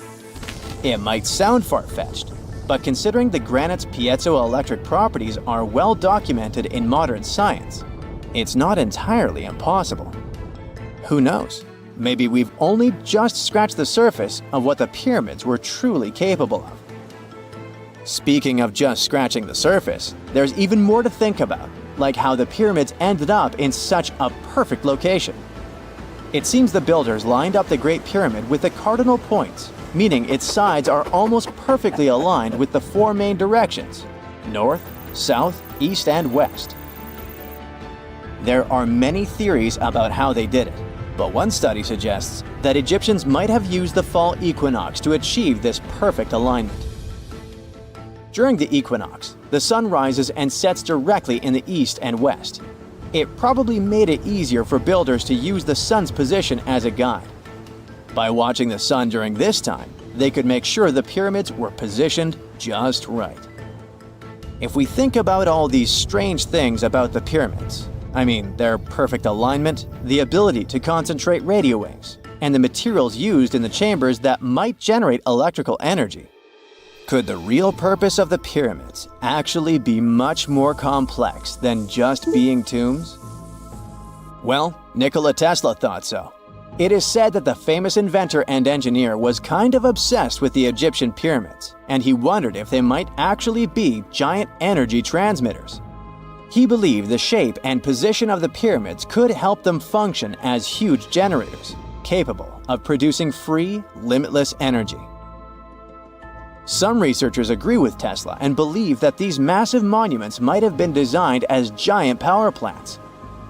According to their theory, builders could have figured out how to move ions, those electrically charged particles in the atmosphere, by placing materials like copper, gold, and silver around the pyramids. So, it's definitely possible that the ancient Egyptians created a sustainable, renewable power source. Although this is a very interesting thought, we haven't been able to confirm this theory, and the true purpose of the pyramids remain one of humanity's biggest mysteries. The year is 1923. Two teenagers sneak out of their homes in the middle of the night in Florida City. Rumor had it that an old man was building a rock castle by himself. But every time someone tried to see what the old man was doing, he would stop working. The curious teens managed to sneak into Ed's backyard and saw something they could later describe as magic. They recalled seeing rocks moving around like helium balloons. The old man was moving up to 30 tons of stone by himself to build his castle. Even if he didn't allow anyone to see him working, he would proudly talk about it around the town. But whenever people asked how he was building a stone castle all on his own, he simply answered, "I cracked the secret of the pyramids." This story begins in Latvia, Edward Leedskalnin's home country. Edward was born in a small village on January 12, 1887. He was born in a family of stonemasons, which is probably where he learned ancient techniques of building. However, he grew up as a sickly boy, which meant he could never carry much weight or undergo heavy physical activity. At the age of 26, an unfortunate turn of events determined Ed's fate. The love of his life broke off their engagement, and heartbroken Ed decided to move to the United States. He lived in a couple of American states before finally moving to Florida, where his life's adventure started. Ed spent years searching for the right spot of land to build his dream house. He always rejected good farmland. When people wondered why, he only smiled. Finally, when he bought land of his own, it was deemed terrible by his close friends. The soil was bedrock. He could neither plow nor farm it, but it seemed perfect for what he was seeking to build. Ed's close friends would often describe him as eccentric. When asked why he wanted to build a house, he would only say, "It's for my sweet 16. Someday she's coming back." Then, he changed the topic of the conversation. It took Ed about 30 years to finish Coral Castle, and he did it all by himself. He would only work under the cloak of night and never let anyone see what he was doing. The completed Coral Castle embodies a number of unsolved mysteries. If you were to visit the site back then, you'd have to go through a 9-ton, 8-foot-tall revolving gate door that even a kid could push with just one finger. Ed was so proud of this door that he originally named the site Rock Gate Park. It was renamed Coral Castle only much later, after Ed's passing. Once inside, visitors would access the incredible wonders of Ed's constructions: towers, mystic symbols, furniture, and swing sets, all made entirely of monolithic blocks of stone. The stones are set on top of each other, using only their weight to keep them together. And believe it or not, the entire park gathers around 1,100 tons of stone. Today, if you visit Ed's living quarters, you'll even see the simple instruments he used to construct all of this: chisels, hammers, ropes, and pulleys. The type of work he did is difficult even with modern-day equipment, let alone without it. Coral Castle's main mystery lies in how Ed managed to do it. The only photograph of Ed Leedskalnin at work shows a simple leverage structure of a chain hoist attached to a wooden tripod. The tripod was made of old telephone poles with a small wooden box on top. What was in the box is, of course, a mystery. Unfortunately, he took his secrets with him, not sharing the truth of his work with anyone else. Yet, not all is lost, as there are many theories and speculation surrounding what could have happened there. One theory says that there is a harmonic grid inside the Earth's surface, something that would create anti-gravity spots around the globe. It's believed that Coral Castle was built in such a spot. This could explain why it took Ed so long to find land that pleased him. Maybe what he was looking for was a place that allowed him to experiment with anti-gravity forces. Yet, whenever Ed talked about his work, he would say he understood the laws of weight and leverage, and, sure thing, that he had cracked the secret of the pyramid builders. And what secret is that, you might ask? According to Ed himself, it has to do with magnetism. He even published a pamphlet called Magnetic Current. There, he explains that every object has magnetic particles inside of them. A person just needs to understand where they are located inside such objects. This way, objects can be lifted and moved around without much effort, just like moving something heavy underwater. Researchers say that if we assume Ed Leedskalnin and the pyramid builders used the same technique, then it would only have taken 4,700 workers to build the Great Pyramid of Giza, instead of the 20,000 to 100,000 that is currently estimated. But this story just keeps on getting more and more mysterious. In the late 1920s, Ed was finishing the construction of Coral Castle in Florida City. Rumors about his work had spread around town. People said Ed was hiding a stash of money somewhere in his living quarters. One night, a group of men waited until Ed was alone and broke into the castle to rob him. They couldn't find the money and, luckily, didn't harm Ed. But in the following days, he decided that it was best he moved out of that land. Of course, he took more than his toothbrush along with him. Ed decided to move the entire Coral Castle to another land, 10 kilometers away from where he had built the park. Legend says he hired a truck driver and asked him to swear secrecy about what Ed intended to do. He asked the driver to look away while Ed loaded the truck by himself, moving all of the rocks without any help. With the truck loaded, Ed and his castle moved to Homestead, Florida, where the park is located until this day. In 1986, a group of engineers from Florida University was called to try to fix the park's gate entrance, the 9-ton revolving door that Ed was so proud of. They arrived with plenty of modern-day equipment, including a 20-ton crane. When the engineers took the door down, they noticed that Ed had used a strange circular stone at the bottom of the revolving door. The engineers couldn't understand how this frisbee-sized rock could withstand 9 tons of weight without breaking into pieces. They sent the rock to the geology department at the University of Florida, but the geologists simply returned the rock, saying they couldn't find a match of this rock in their databases. They couldn't determine its origin. The engineers put the 9-ton gate back into place, trying to use other techniques.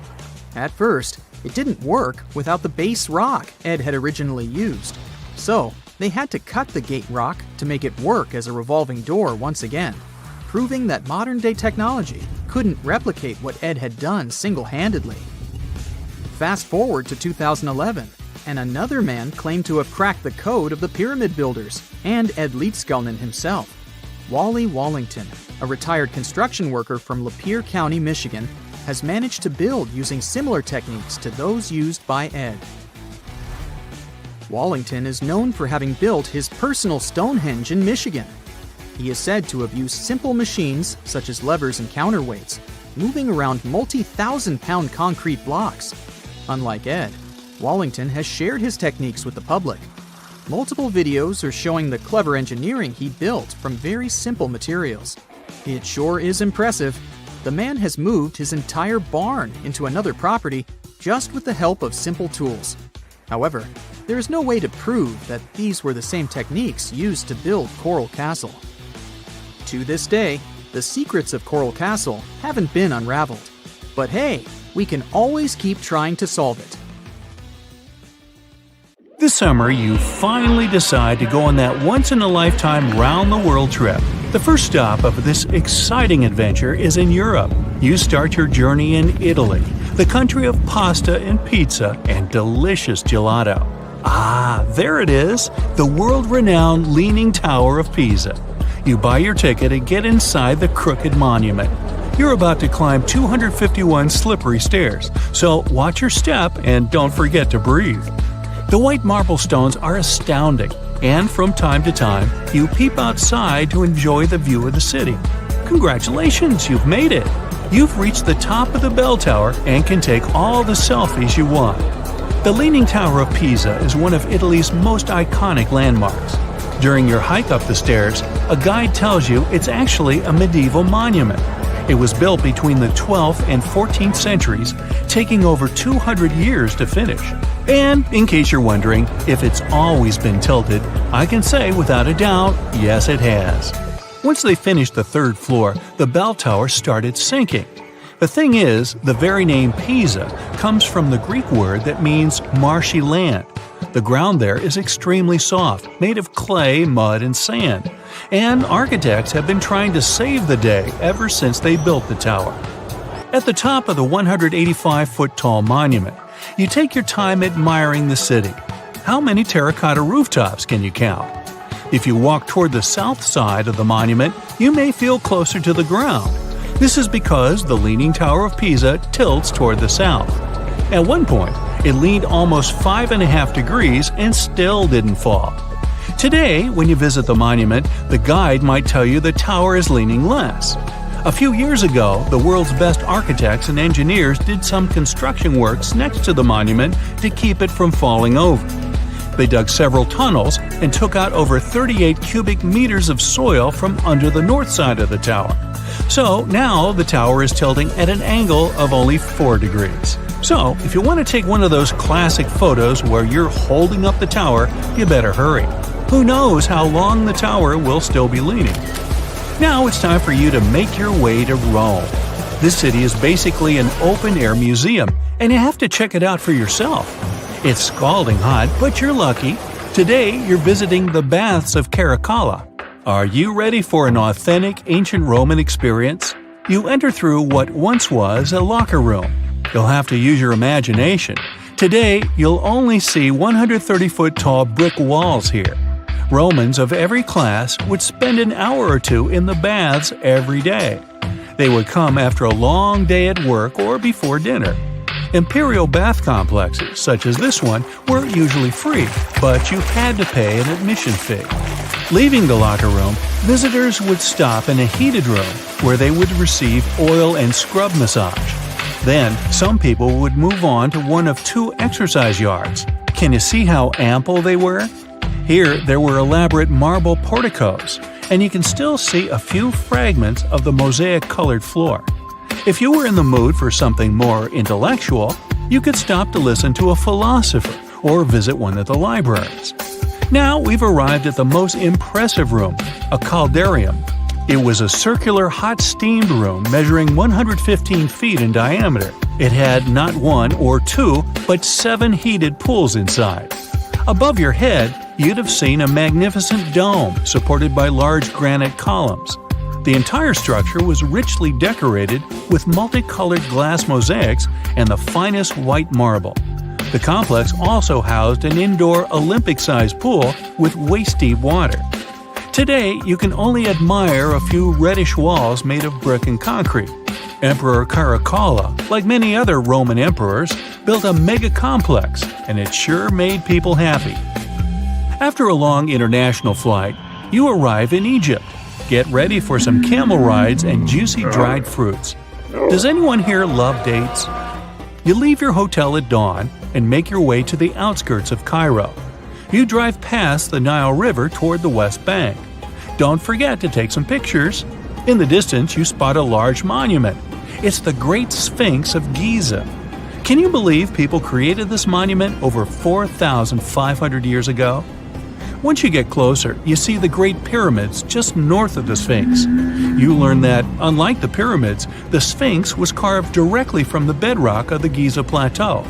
Until today, it's one of the largest statues in the world, measuring 66 feet in height and 240 feet in length from paws to tail. The face of the Sphinx looks a tad beaten today, but according to archaeologists, it wasn't always like that. A Photoshop reconstruction of the Sphinx gives it a very different look. As you can see, at one point, the Sphinx's nose was chopped off together with parts of the chin. Scientists believe that the statue is a representation of the great pharaoh Khafre. This is why its face resembles a human so much. Just below the eyes, a dark carved line was added to represent the charcoal eyeliner ancient Egyptians used to wear. Fun fact, this wasn't only a beauty habit. It protected their eyes from ultraviolet rays. In a desert region that gets so much sunlight, this might come in handy. Until today, researchers debate whether or not the Sphinx had a beard. Many believe that if it was meant to depict a pharaoh, it most likely had a braided beard that got destroyed by erosion or humans. Even today, you can still see the remains of a regal headdress on the head of the Sphinx. These head ornaments were associated with power and royalty. Now imagine that the stripes are blue and gold. This is probably what it looked like when the monument was first constructed. There's no evidence of how long it took to build the Sphinx, but it was likely very long, as the carved details are pretty impressive. If you're lucky, your guide might take you to one of the secret chambers inside the statue.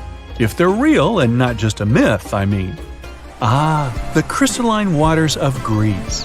Whether you arrive by boat or plane, you're in for a real treat. This is the focal point of archaeological sites. You arrive at Muography Marina and Port, but wait a minute, you don't see any monuments around. The Colossus of Rhodes is nowhere to be found at first glance. That's because it was destroyed long ago. Before tumbling down during a mighty earthquake, the great statue was considered one of the 7 wonders of the ancient world. If you saw the Colossus in a picture, you would probably mistake it for Lady Liberty. Well, that's actually not a coincidence. Apparently, there's a connection between the Statue of Rhodes and the Statue of Liberty. They were both built as symbols of freedom, and Lady Liberty is often referred to as the modern Colossus. The Colossus stood at 100 feet tall, but today all you see is a concrete jetty with a huge gap in the middle. Now, imagine a bronze statue straddling both ends of the bridge.